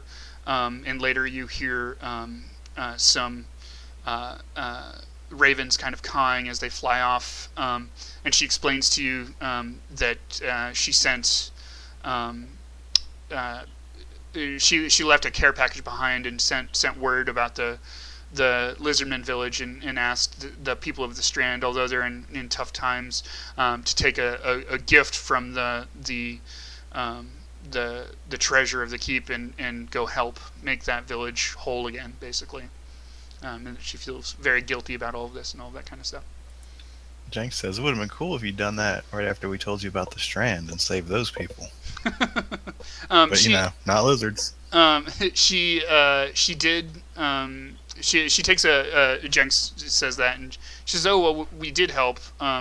We as Sir Florence was getting to know the people around and things like that. They were the first real civilized group of people that we found, and we sent a number of knights and paladins to aid that refugee camp as soon as we had heard. We sent them, food and weapons and armor. There was a rather But not life. What's that? But not life. But not life. Unfortunately, the events of the Strand and the dragon weren't subject to whatever magic orb of life this is that Mr. Vladorian had smashed, and so we couldn't resurrect anybody. We did as much as we could to heal them, and we sent them various things. Sir Florence here worked with the cartographer there to help reconstruct all of his maps, and from what I understand, the previous blacksmith, who I believe is now in your employ, now has significantly better provisions, and I believe that they were erecting a statue there in your folks' honor, all of those kinds of things, and so we helped them as much as we could, but unfortunately there was no magic that could undo the loss of life there. If we had the ability to do those kinds of things, I'm telling you, we would have, Sir Spoon with us now. He is alive. He's just damaged a bit. Spoon is very dead. Oh. Sir I think it's Florence. Scoot. No, Spoon. Spoon is deceased. He is a Melted. melted smear of grease on the dragon's cave floor. I would call it more like ashes, but yes, that whole fatty thing. Probably a greasy pile of ash. Smells a little like barbecue. So, Adarissa, if Spoon had any, sorry, got disturbed last time with all the puns. If he had any kids, he was, I don't believe that he had any immediate family aside from us. He was actually quite the nomad, and quite private too. he actually had pledged his allegiance to a number of empires, or not really empires, but domains about our realm. And so he kind of it wasn't particularly nomadic. That's the wrong word. But he moved around from keep to keep or hold to hold, and gave aid wherever he could. What was that, Sir Jenks? Polyamorous. A little bit like that, except for with fiefdoms, as opposed to people. And so you guys kind of banter on as you're standing there. Is there any other topics you folks would like to bring up? No, Jenks is gonna head off. All right. Yeah. I'm ready to go home. All right. Let's go, boys. And so, as one kind of final gesture, Lady offers you paladinhood at the keep anytime. She's unclear on whether or not you'll be able to move between worlds. But without further ado, she's ready to drop the horn in its rightful place and carry on. North starts making his way up. All right, sounds good. Like another quick rumble, and she says, "Oh, wait, folks," she, let's see if I can find one here. She says, "Oh, here, let me have one of our court mages drop a circle of travel down for you." And so, if you all would stand on the circle that we have there. Jenks is crushed. Jenks is crushed. There we go. So this is a circle of travel, teleportation circle. Yep, basically. And you look through it, and you can see kind of a faint emboss of Lisa's hold on the other side. Let's do this. All right. So anybody that cares not stay, please step on the circle. Where's the circle? Oh, it's down South south. Let me go ahead and show this to the peeps out there as well. It's out in the Oh, courtyard. I wanted to see the keep Okay, go I see poof and be gone. Out in the courtyard, basically. And there you go. I think we got 6 people on there. 1, 2, 3, 4, 5, 6. Arms and legs inside the circle of travel. Where's Sapphire? And so there we go. You guys are all dropped onto Lisa's hold in the main chamber, I believe. You kind of land on your seats at the head of the table as you drop through the circle of travel. Boom. There you go.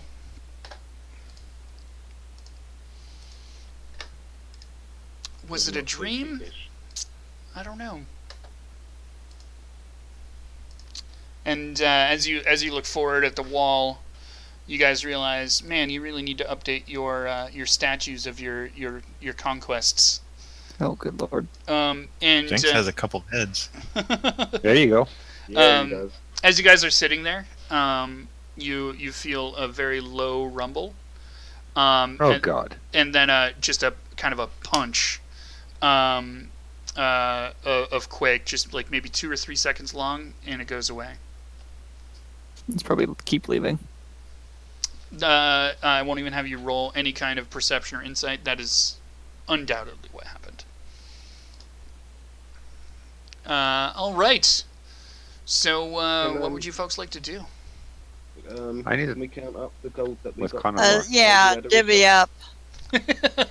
All right, Jenks Jenks. takes- Also, I was Jenks going takes the to two- suggest that we have like a party fund as well. So I don't know if we want to keep that in the party fund or something. I'll be honest. Didn't we have a party fund? I have almost no idea what Jenks has in his bag of holding anymore. It's pretty Yeah, much neither do I. every piece of loot that I've thrown your way. No, you made me give it all away last time. Yeah, right. That's between you and the party. What would you guys like to do? Jenks takes the 2 bags that were dropped and puts them on the table. All And right. that is all he takes out. All right, sounds good. So you drop those 2 bags on the table. You guys gonna open them up and see what's inside? Yes. Yeah, we might as well keep No, it. we just want them as decoration. All right, sounds good. You staple them to the wall. Never look at them again. No. So you pour them out, and you each bag has inside of it about $3,000 in gold, silver, and gems. 1,000 That was a There was dollar. also the I look at Jenks and the treasure from the cave as well, please. It must have fell out. I believe Boondle No. is casting Zone of Truth, which affects everything within 60 feet. Jenks doesn't say anything. You don't get to say anything. You just have to do it. You have to say everything No. truthfully.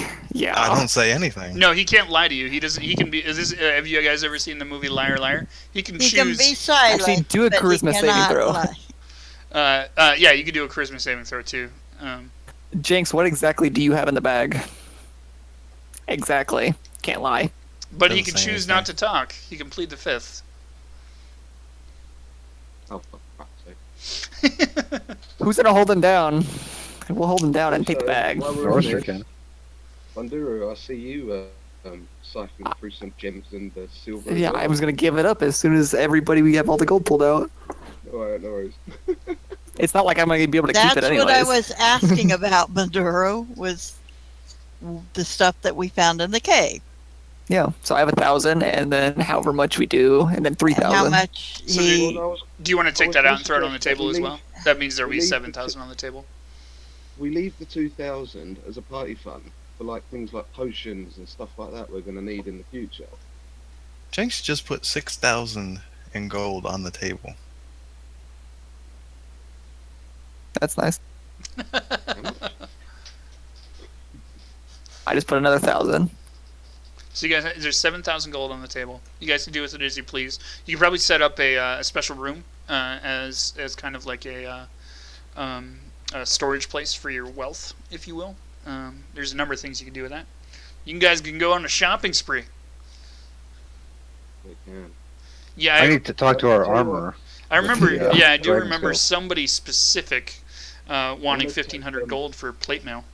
Mm-hmm. Yeah, I'm going to take 1,000. Yes, I'm I'm not looking to gonna- be Actually, I my would- plate mail, but I'm I would I'm like saving to up for it. convert some of that dragon scale into the plate. Yeah, So I need I'm to gonna talk to go the with armor. Norster. If I'm not mistaken, you can actually make plate from dragon scales. Cool. And so we'll say that Augur kind of strolls in the front door, and he's like eating a baguette and kind of like scratching his groin, and he doesn't realize you guys are there, and he looks up and he's kind of got the baguette hanging out of his mouth, and he coughs a little bit, and it falls out on the floor in front of him, and he's like, "Oh shit, you're back." Shit. Did I hear somebody talking about plate mail? Dragon scale plate. Like 5 of us need plate mail. He walks up to you and he says, "Let me see the dragon scales." I don't know who's got that, but you want to throw that out there? Yeah, I've got them. I've got 35 pounds of dragon scales. All right, so he grabs the. He doesn't grab all 35 pounds. He just kind of like grabs a few of the scales and he says, "I'm gonna look into this. I've only ever seen people work with dragon scales before, and I've read a lot about it, but this isn't like an opportunity that you have a lot. So I'm just gonna take like 4 or 5 of these, and I'm gonna play around with them, and I'll see what I can pull together for you folks." Okay, Cool. before he goes off, I'm gonna say Thank you. I don't want mod. I said basically I say to him like I just want them sort of added as like shoulder greaves and like in certain points on the chainmail that you wear. I don't want to be fully plated. I just like extra Okay, bump maybe or something. I can Speak for yourself, mate. I need full plate. plate and I fucking don't steel.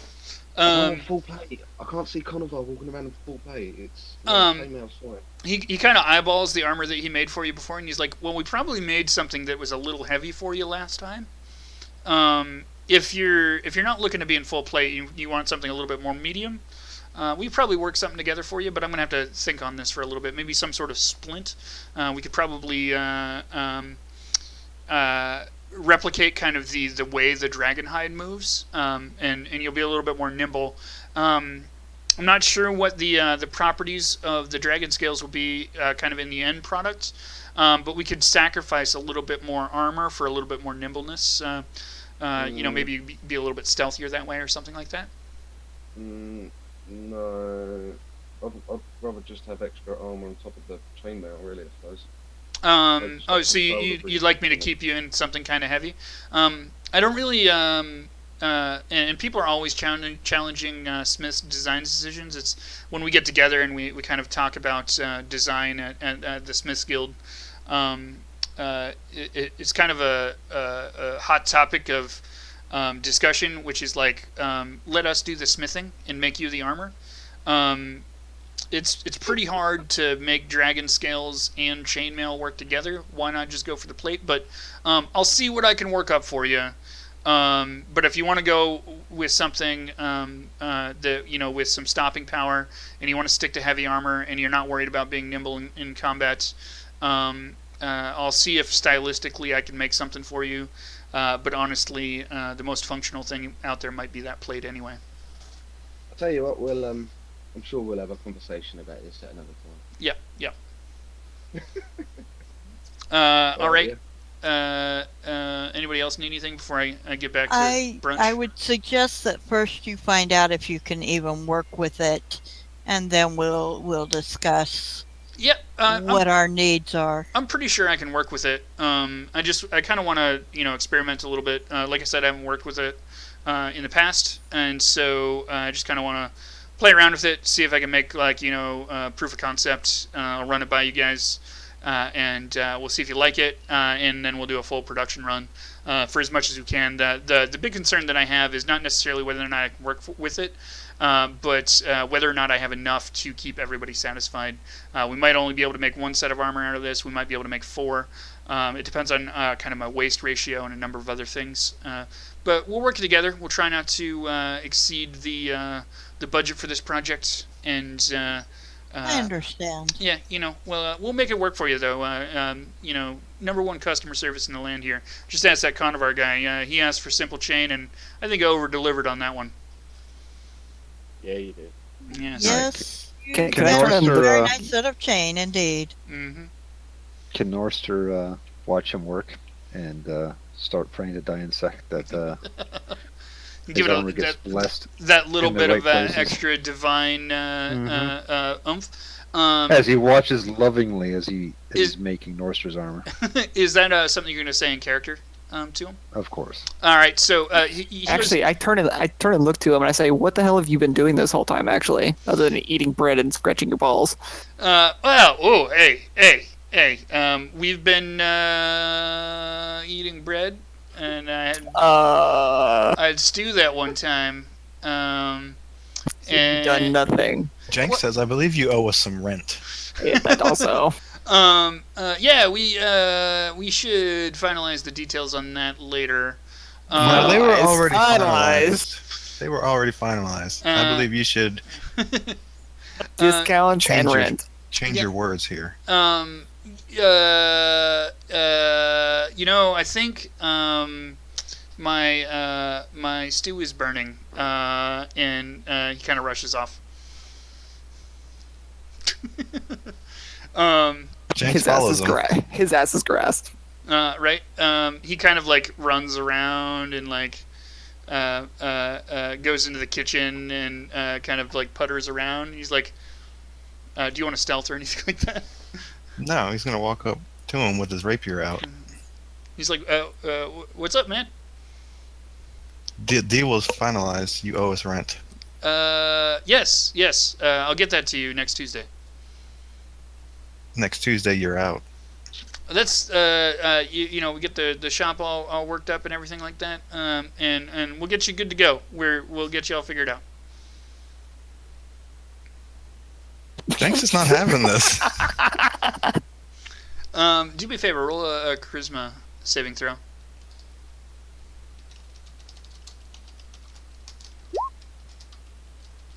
And actually, he can't lie because did he walk into my 60 feet? He persuades you to hold off until next week sometime. He's like, no, really, I'm good for it, man. I'm good for it. And you strangely seem to believe him. High noon Tuesday. Norster. I tell you what, I'll even give you till Sunday, not Tuesday. I'm good for it. Norster gives the blacksmith some coin. I do Just to believe get- Norser has no idea what's going on right now, because Jenks is having that conversation with him in the kitchen. But you, in general, you understand that Jenks is being greedy, and the blacksmith is probably good for him. Jenks is not being greedy. Jenks Thanks is to wanting the blacksmith thing. to honor his word, Yeah. as should And- Norster. And the blacksmith is going to honor his word. Orster has no word to break. No, we have a deal with the blacksmith. I have. No, not you. He's making sure that the blacksmith honors his word.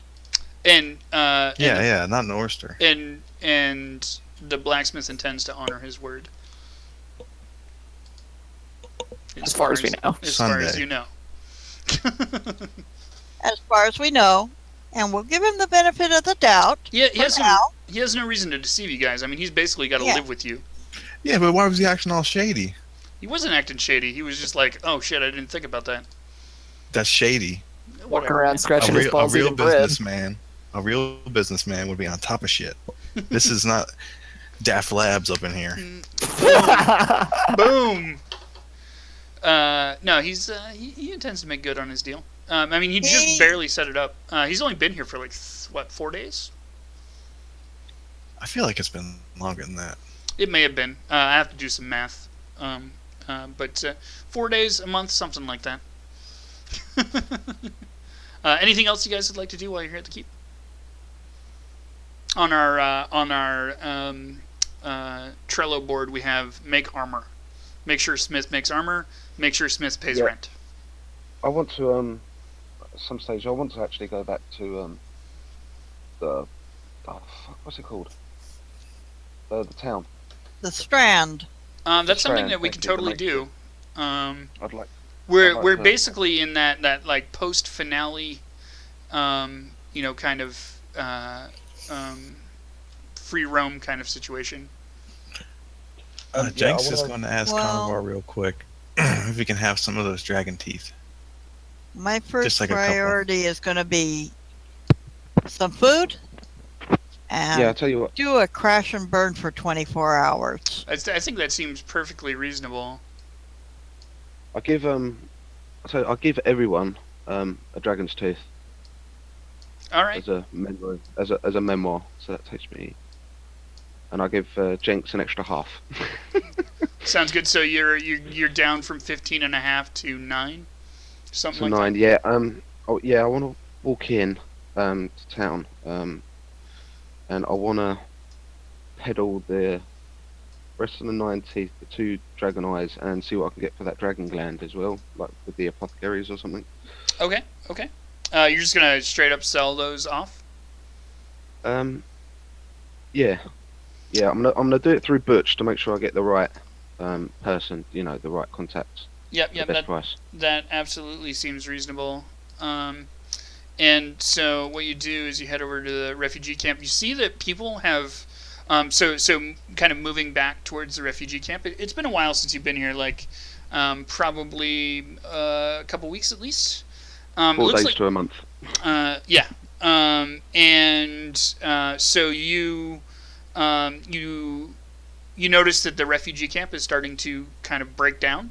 Not in a bad way or anything. Like just they're starting to break down the tents and stuff like that. There's a lot of vacant lots and those kinds of things, and people seem to be moving back into town.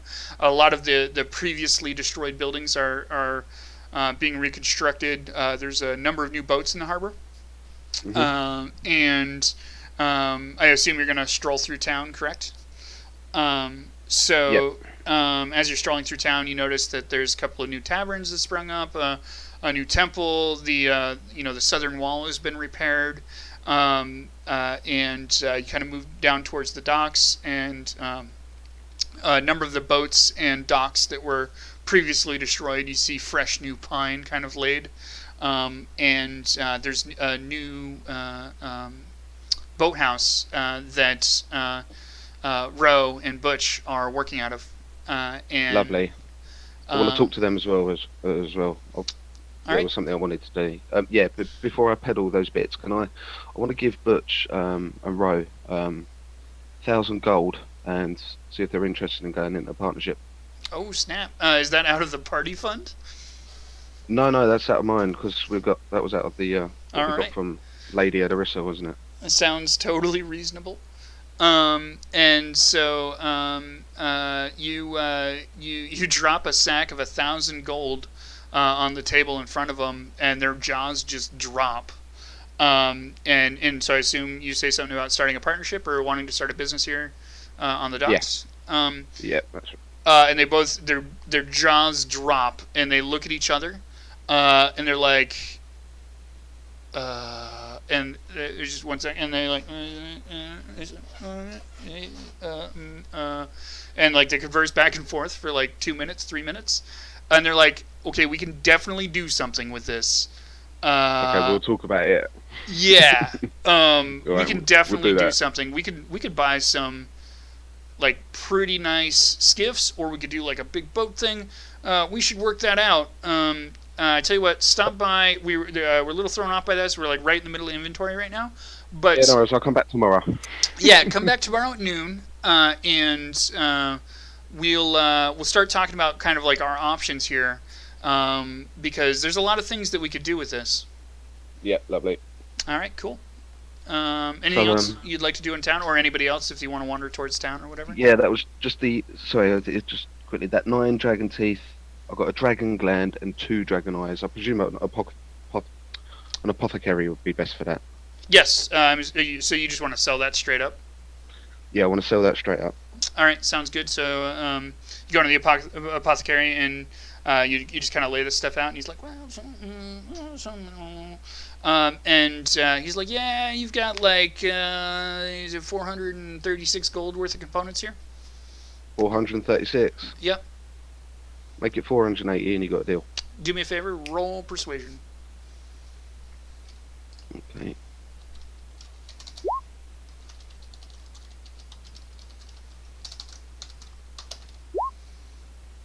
$480. You got it. Okay, lovely. Okay, cool.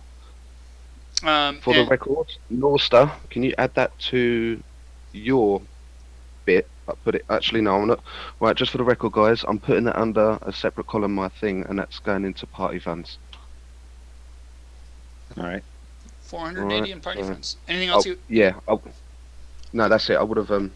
I'll say it through the earrings. I've got 480 gold for party funds Sounds good. for potions and things like that.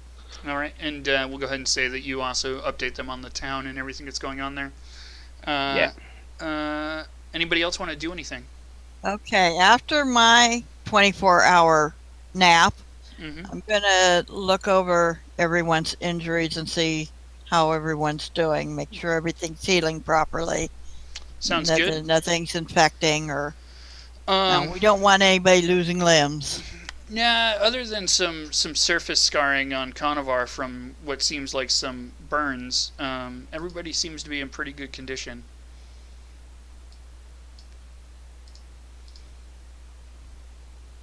Anybody else have anything else they want to do? Norster's just next to his holy symbol. Mm-hmm. Just And praying. Always and praying. Yeah. For vengeance. For vengeance. Well, you know what? Just while I'm thinking about it, this key, it's no longer here. Boom. Jenks is going to go to our smith and show him the dragon's teeth and ask if he can make Jenks a rapier out of them. You don't have... Oh, that's right. You have, what, a tooth and a half? Yeah. He takes a look at it, and he's just like, he's eyeballing, and he's like, I don't think I can make you a rapier out of this. I might be able to make you, like, a trophy? A dagger. Not even a dagger. Maybe a dagger. And so, like, he's holding the half tooth. More like a dirk. Yeah. Little 3.5 inch. Well, he's holding the broken tooth. And then you're like, no, this, I mean. And then he grabs it, and it's like a giant fuck-off fang. And he's like, oh, shit. And he's like, well, I mean, how do you feel about spears? That would make a good spear tip. No. Or like maybe a ballista bolt, actually. Rapier. Well, no, it's like a rapier is like a much thinner blade, and he goes off on like the various intricacies of making good. Jenks interrupts him and says, Oh, "That's okay. okay," and takes the tooth back and says, "I'll find someone that can. All It's right. okay," And then leaves. he kind of shouts at you as you're leaving. Try and check with some sort of enchanter or mage or something like that. I hear that if you grind those up into a powder, they can be quite useful.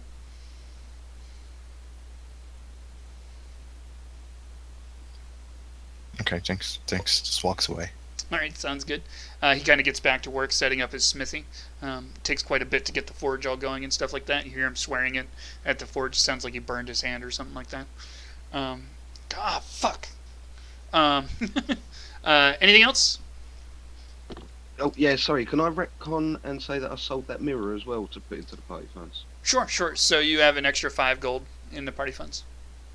5? It said 25. It's worth 25. Most shopkeepers will only give you 20% of the value. Right, I'm gonna barter with them then. I want 10 at least. All right, go ahead and roll persuasion.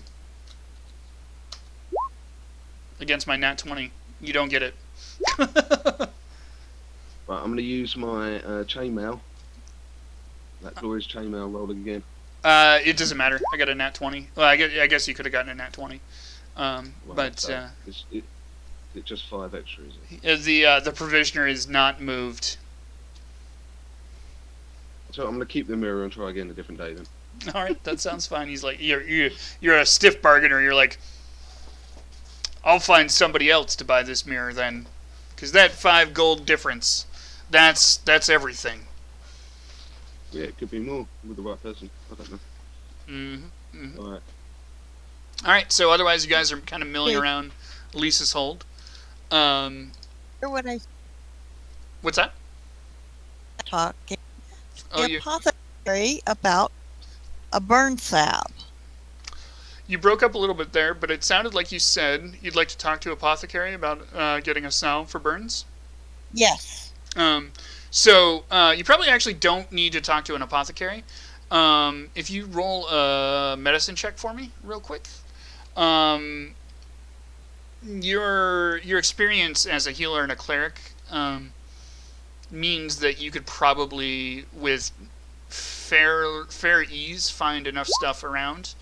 But also, just kind of as an insight into it, the burns that Conovar have aren't active burns. They're scars from the. I understand that, but with the right salve, they can be treated and reduced. Oh well, the burns have already been treated.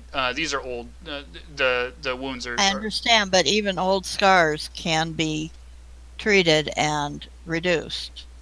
All right. Either way, you didn't really find anything that would have that kind of a effect around the keep. You could obviously go to the apothecary and see if they can whip something up for you, if you'd like.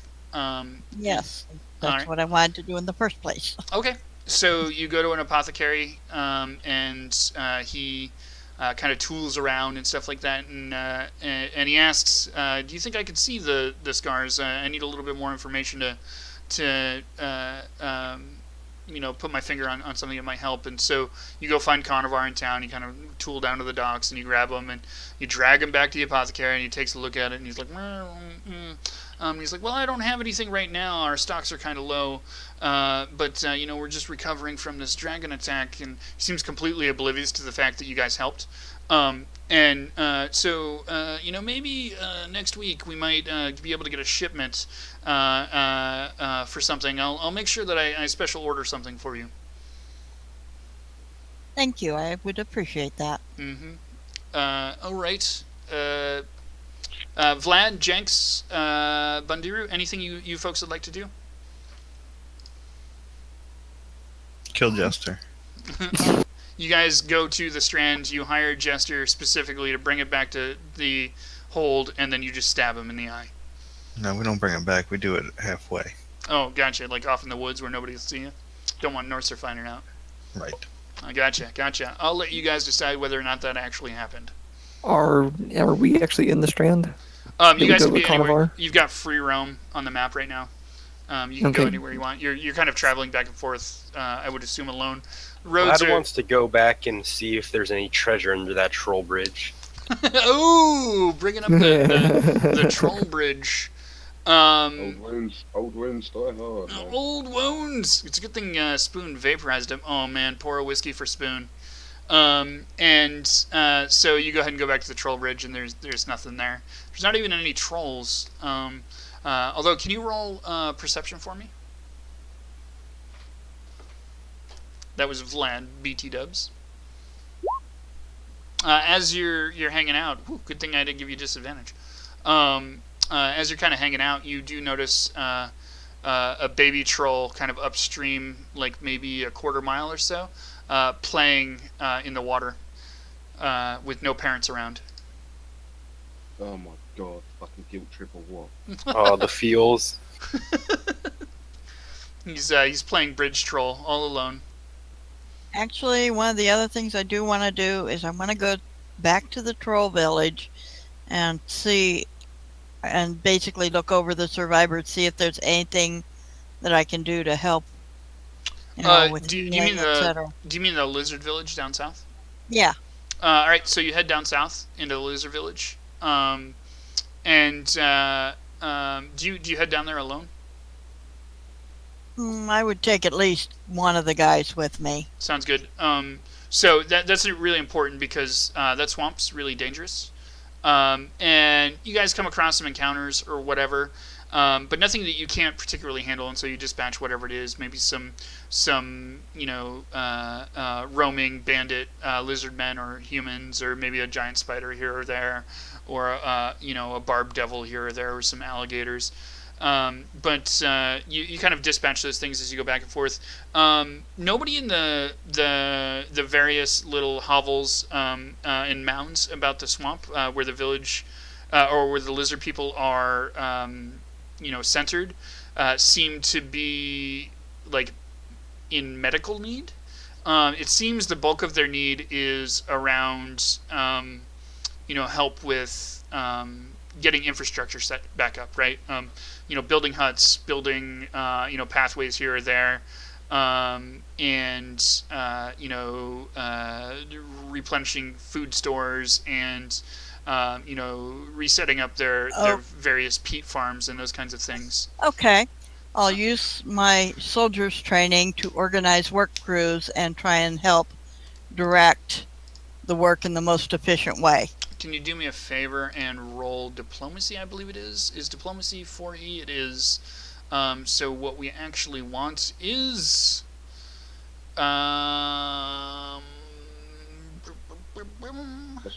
let's go ahead and I'm thinking survival.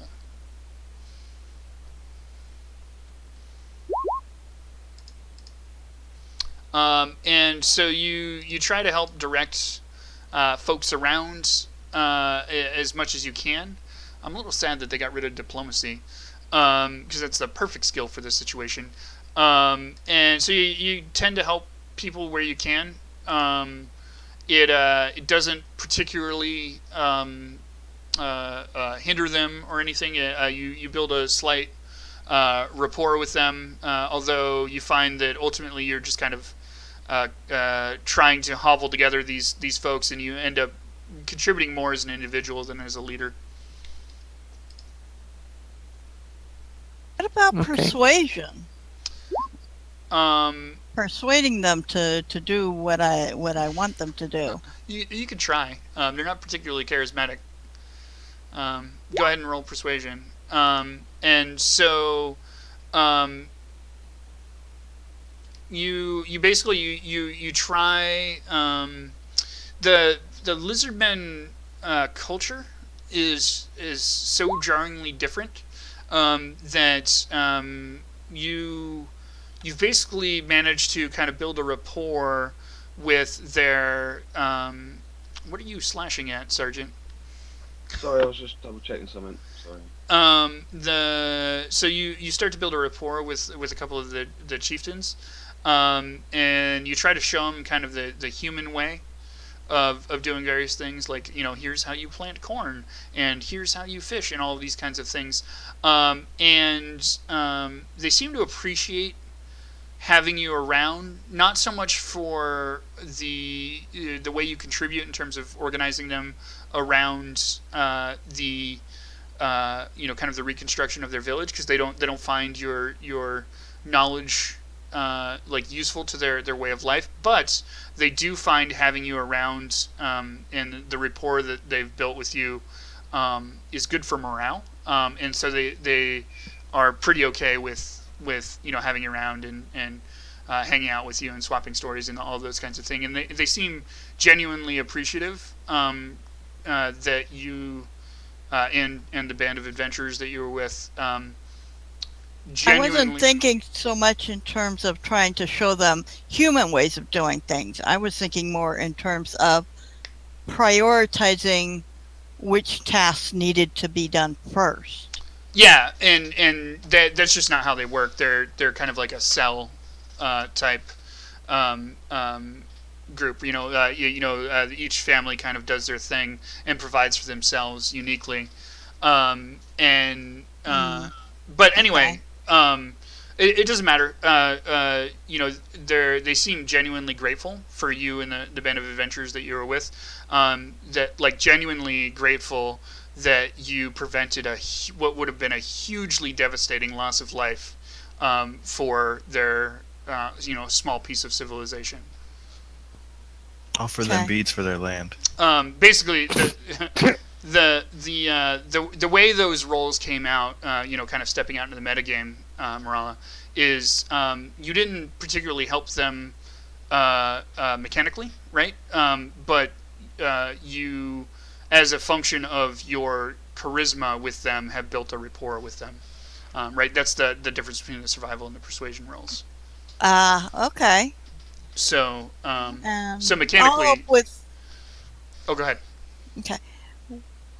Since I'm not helping that much with the rebuilding of the village, I'm gonna try and do some hunting and fishing and see if I can kind of help out in that direction. That's Rebuilding stores. that same thing would have fallen under that survivor role.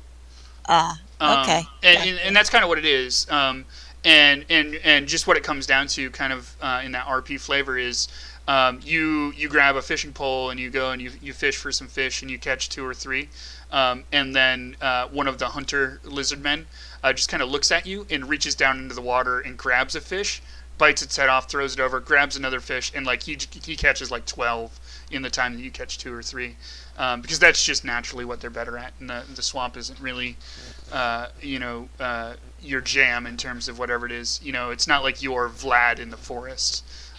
You're more of a human and used to that urban environment in a human way. I'm not human. I'm half elven. Oh, sorry, you're half elven. Sorry. Either way, it's strange to the swamp and not quite as efficient as they are. But they genuinely appreciate your company while you're there with them. Can I go up to the Okay. area where the keep was and see exactly what the hell it landed on, and if there's anything there that Sure. maybe I could go through? Sure. So, just because I don't have a map set up for it, basically you go back and you can see where the keep was. You can see that, first of all, there's kind of like an outline of rubble. You know, chunks of the keep that came off, or chunks of the ground that got pushed up and out, and you can see what is almost like a giant footprint, right, depressed in the kind of grassy field. The grass is all mushed down. It's not dead because it wasn't there that long, but it's white. You know, like that white that grass gets if you leave like a piece of plywood out on the lawn or something like that. Yeah. And so it's depressed and kind of coming back to its color.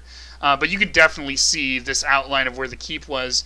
And then, of course, kind of near the back there's what is basically a rocky outcropping that was basically the opening to a cave, and it's largely collapsed now. But you can see clearly there is a cave entrance in there, and so you go and look inside, and you can still see where kind of that dormant portal is. and what is effectively an empty cave now. And a couple of little skittery goblins had taken up shelter in there, but they dispersed as soon as they heard you coming, basically. So there's no other squish dragons there? Like a female dragon? There is no other squish dragon there. As much as you can hope, there is no squish dragon there. Okay, so can I go back to Lisa's hold and talk to Augur about his smithing abilities and how confident he is about them? Sure. It hasn't been long. He's still kind of... No, I just want to, I want to talk to him in general about maybe making a suit of plate. Sure, like just a normal suit of plate? Is there some way that he could maybe incorporate that girdle? The girl? The girdle. Oh, the girdle. So you've got the girdle, and he like kind of looks at you quizzically. He's like, "What do you mean incorporate the girdle? Because you could just wear this with the plate." Yeah, but it looks funny. He's sitting on the outside of chainmail. It was incorporated into it. You mean like, okay, so could I, you know what I could do is we could build a design for the plate that, because this is my favorite part, like building the plate, that's all trivial, but like giving it a good finish, like inlays and all that kind of stuff, we can build a design for the plate around this girdle so that it all kind of flows together and looks solid. How do you feel about that? Sure, that actually does sound good. All right, right now, the only thing, how much better is chainmail than actual plate, though? Mechanically, chainmail is worse than plate. I don't have my monster manual or my player's Well, I know that. My chainmail now is +1 from normal chainmail. I just don't know how much better that plate would actually be. I think full plate is 18 AC. Does anybody have that at their disposal? Let me see. Yeah, it's 18. We need a strength of 15. Yeah, so plate. Okay, yeah, I got that already. So it's going to be +1 over your chain +1. So you wear the plate over the chain? No. You would wear either or, and so the chainmail is normally 16, but it's +1, which gives you 17. But normal plate would be AC 18, which is 1 greater than your current chain. Could he maybe take my chainmail +1 and incorporate it into the plate? Probably not. That's not really how enchantments work. They tend to interfere with each other. And also, we're making the assumption here that it's going to be normal plate, when it could possibly be plate +1 or plate +2, depending on the quality that we can pull out of these dragon scales. At some point there, I kind of slipped back into the RP of Augur, and he's kind of explaining all of this enchantment stuff to you and those kinds of things. And he's like, I'm not no enchanter, but dragon scales are pretty magical in their own right. And so if I can work them right, you might end up with some pretty spectacular stuff. Can I talk to you about working with him to make these sets of armor? Because I do know smithing. Sure. And so I do have an interesting question. Are you good at smithing or just stonecraft? No, I know stonecraft, and then also because I was a soldier, I got to choose a... wait, hold on, where is it? Tool proficiency. So I got a tool proficiency. So I know smithing tools. Gotcha. I just don't know how that accompanies into smithing. Sure. So I tell you what, son. If you're interested, I can bring you under my wing. Maybe you could. You just call me son when I'm probably like 70 years older than him. Yeah, you did. I could probably take you under my wing while I'm working on this stuff and show you some tips and tricks and stuff like that. Maybe help you hone your craft in smithing. And you can help me while we're doing it. And I think some of that stuff about all the stonework and stuff that you dwarves are good at, that could probably help me out here too. We might be able to work some sort of stuff into that, some sort of theme, if you will, that incorporates. Get him a dwarven forge. Yeah. Oh man. That's a good idea. I've been to many dwarven forges before in the past. I've got this problem. Makeshift forge here, because you guys made him stay outside, and so he's kind of like outside the front of the keep. And he's like, I got this problem here with the stonework over here, and maybe you could help me with that too. That'd be kind of cool, and that might be able to increase the efficacy of my ability to smith these dragon scales. I can't seem to get the forge quite hot enough to do anything. He shows you a couple of dinged up dragon scales that broke because he couldn't get them hot enough. damn it, Augur. But sure, I'll help you.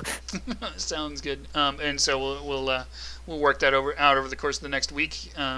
You'll kind of toil away on the smith with him, or the forge with him.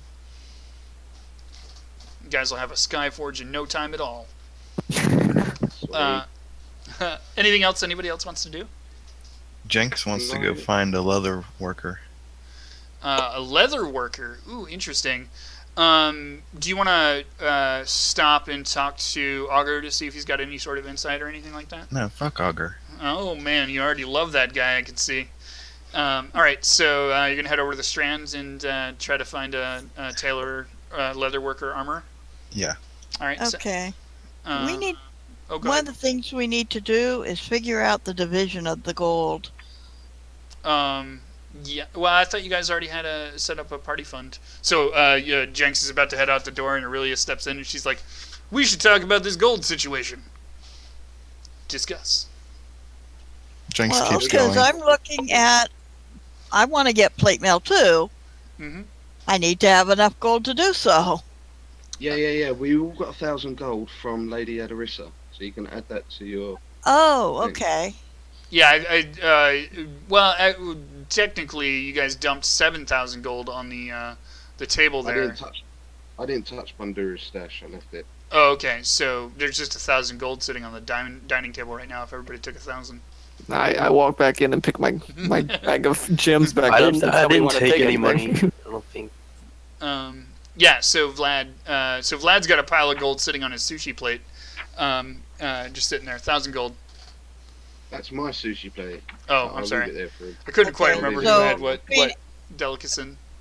So between what we got from this and from Lady Adarissa, I should have 2,000 gold in addition to what I already had written down. That seems high. What? No, you just. No, Just it's 1,000. 1,000, Yeah. and then plus if we're gonna split up the other 1,000 6 ways. Yep. Also, Carnivar set aside a fund for the party of 485, something like that. Nah, just 480 at the moment. Oh, that's right. You didn't sell the mirror. Oh, still got it. Yeah. I'll stick the 1,000 in that. All right. Sounds Well, good. the So party's there's done. 1480 in the party fund that Carnivar is treasuring. Oh, okay. Treasurying. So Well, yeah, those- otherwise you've got 1,000 on top of whatever you had before. And so Jenks walks out the door. He kind of heads down the path. He's attacked by spiders. He kills them all. He moves on. I ride Sapphire to town. Oh, sounds good. Even better, you get attacked by spiders, and Sapphire just munches on them like a snack on the way. It's like little man. spider sickles. We She's just like, that he probably comes bursting into town in slow motion, the wind whipping his hair. You know, that's He's- badass. yeah. Go ahead and give me a charisma roll, Jenks. Or are you stealthed? Oh no. 9? You just stroll into town Nope. on Sapphire. Okay, it looks Peep. good to me. He's riding a cat. He's riding a She's a giant lion. lion. He was a cat. No, I don't remember touching him. You give the amulet to Jenks. I'm pretty sure I still had it. Uh-oh.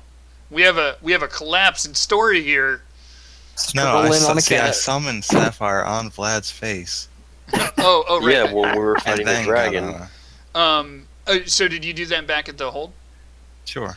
Okay, then you definitely did not show up on a cat or on a lion, because it only lasts an hour, and it's quite the ride. It's like 3 miles or so. We'll just A spin it the lion other can't way. do that in an hour? I Of course suppose. we can do that Not in when an it's hour. carrying your fat ass with all that gold. That gold does not affect the weight of me. Sapphire would be quite exhausted after 3 miles of just dead-on sprint Fine. with somebody on her back. It's just Alright, a small She's a cat, cat. shows up with a saddle on it. Just Yeah, walking next to him. you walk into town. Let's call it like an hour and a half later, with a cat by your side, rather not winded. And you had an amazing ride on the way, and the cat just looks pissed off. The cat does not look pissed off. She had fun. She had fun. Well, when she Carrying was your fat eating, ass. when she was eating the spider, maybe. Jenks is not fat. Jenks is not fat. But anyway, you did not make a grand entrance into town like you wanted. And so you're looking for a leather worker? Yeah. All right. Is there anything in particular you're looking for? You do find a tailor, a leather worker, and an armorer. I want to see what kind of leather armor they have. Gotcha. Stocks are still kind of a little fucky, and so you're not really finding anything. It's mostly mundane leather armors. You got some studded stuff around. You got regular leather armor around. Nothing too interesting. If you want to pick up any mundane leathers, you can, and I can tell you how much that might be. No. Okay. Anything else you're looking for? No. Okay, sounds good. Vlad, anything you'd like to do? I think you're the last person to say anything.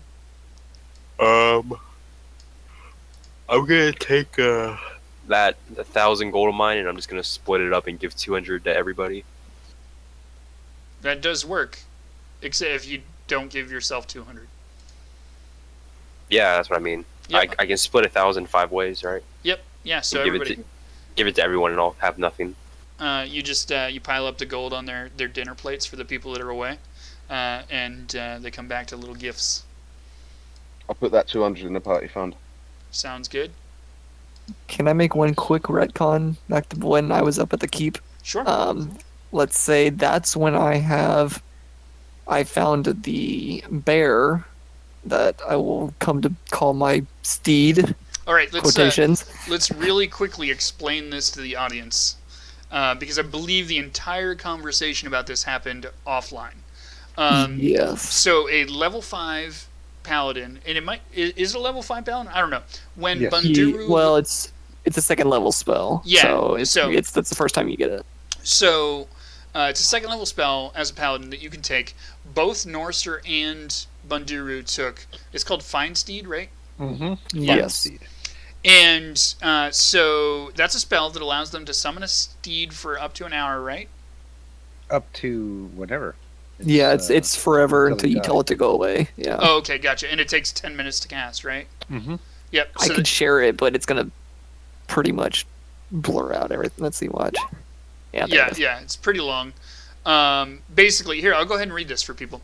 You summon a spirit that assumes the form of an unusually intelligent, strong, and loyal steed, creating a long-lasting bond with it. Appearing in an unoccupied space within range, the steed takes the form that you choose. In Norster's case, it's a pit bull skin over a warhorse, and that sounds metal as fuck. In Bundiru's case, it's a bear. And blah blah blah. That's basically what I allowed him to do. It serves as a mount. It takes 10 minutes to cast. Basically, it's a pet that they can have that they can summon. And so Bundiru is going to have I believe, brown bear, right, or grizzly bear? I think it's brown because there's brown and black bears. Yeah, that's I think right. it's brown is closest to a horse. And do you remember what page that is in the monster manual? Not in the monster manual. I know in the PHB it's in the back. It's one of the 2 bears. Gotcha. Yeah, whatever. People could look up bears. And so that's his steed. So you kind of well, I'll let you go ahead and RP how you decide on a bear and all those kinds of things. So as I was wandering through the foot imprint of the keep, I found a small crushed cave that had the bodies of 2 bears in it, and then I saw off in the distance, wandering through the forest part that hadn't been crushed, there was just a kind of a large brown bear that was kind of moping around, and just made a connection with this bear because it seemed to know that I had gotten rid of the giant castle that crushed the shit out of its family, and the dragon that always pestered them before, living right next door. Shitty neighbor, right? All right, that sounds good. And so you kind of adopt this bear, and you kind of you stay and you pray for it and pray for its parents and all those kinds of things, and just like an arc of light comes down, the bear disappears, and your holy symbol kind of it glows, and you just kind of instinctually understand that the bear is not gone or dead, but that you should be able to call upon it at any time, and it is now it's reached a greater purpose and is now available for you to basically summon at any point you'd like with just a little bit of prayer. Okay. Yay. Boom. Norster, Yeah, you wanna explain yours? Yeah, my fine steed is an exceptional steed because it is a mastiff. Nice. Yeah, and Norse called upon that with thy insect, and summoned this great mastiff. which We're took the talking form of great too, Peaches. warhorse sized. Yes, we're talking great mastiff that he calls Peaches. Nice. Oh, not to cut you off, Norster. Banduru, name? I have no clue yet. I'll All think of a name. You'll have to pray on that. Yes. All right. Continue, Norster. Unless that was it. And Peaches has appeared to him as a massive dog that drools all over the damn place. Barks like hell, waking up the neighbors of the keep. And she's incredibly friendly, which belies her appearance because she just looks savage as hell. Yet, is probably the most lovable mount ever seen in these parts. Unless you threaten her master. Unless you threaten her master, then she'll just Also, rip I think your jugular out. due to some amazing overlap, she gets trample, correct? Yes, she does. So the And- trampling mastiff. Yes, the trampling mastiff. She will trample you and eat you. Sounds good. Does a slobber act like grease? What was that, Whiskey? Does a slobber act like grease? It does. Trip It's hazard. it's an innate ability of Peaches where she just drools when she comes about food. So, suddenly you're going to have to make dexterity saving throws when you're just walking through the keep to stay upright.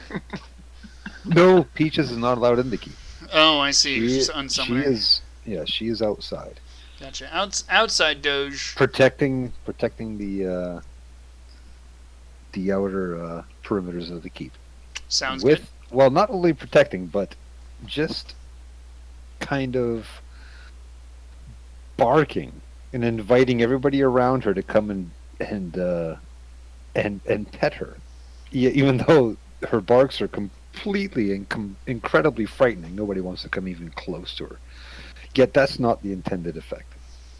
She just wants to love everybody. Sounds But good. because of her fearful presence, everybody's like scared shitless. Which is unfortunate because that makes Peaches just all the more agitated. Like, why do you not come here so I can love you? Damn it.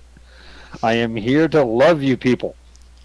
Oh, that's awesome. When I'm not striking the fear of God into you. Literally. Exactly. Or the divines, I mean. The fear of the divines. Exactly. And Norser just is absolutely besotted by this his mount because it's perfect. Sounds good. All right, so I'm going to go ahead and kick over to administrative mode. Sounds like everybody's done their stuff. Oh, You guys... sorry, Oh, what's that? JT. What's if up? you guys don't mind, in Carnival, go up to Banduru and mention the name Talk and say fancy a round two. I would totally God. want to beat his ass up. So I've been sitting on this. I want fucking revenge. Let's... Okay, I'm going to do... We'll skip some administrative stuff for the after show. For those of you who are watching on YouTube, we always do an after show on Twitch as we're recording this. So if you want to see that, you have to see that on Twitch. And so let's say that Banduru and Conovar stroll into town. They find the new Deep Dive Tavern. Oh god, they're gonna get their asses kicked again. I'm gonna fucking thunderous smite this bastard right in the face. They smash open the front door to the Deep Dive, and they see Torque standing there, just drawing a fresh circle on the ground, and he looks up at him, and he says, "Oh, Smile on my face. you ready for round 2, eh?" Yes, we are. And then the curtain fades to black. Da-da-da. And You guys need Norster there with you. that's Shame he's too busy petting his. his dog. I have my bear tied out up front. And that is the end of season 1 of Dungeons and Dragons Keepsake with these 6 lovely people. We'll catch you folks in season 2 next time. God. So we're gonna go ahead and wrap it up there. Thank you so much, everybody, for doing this with us. Thank you, everybody, for watching all of that great JT, stuff. Thank you for making it possible. Oh, no problem at all, my friend. We're gonna go ahead and we're gonna shut this episode down. Catch you on the other side for the after show.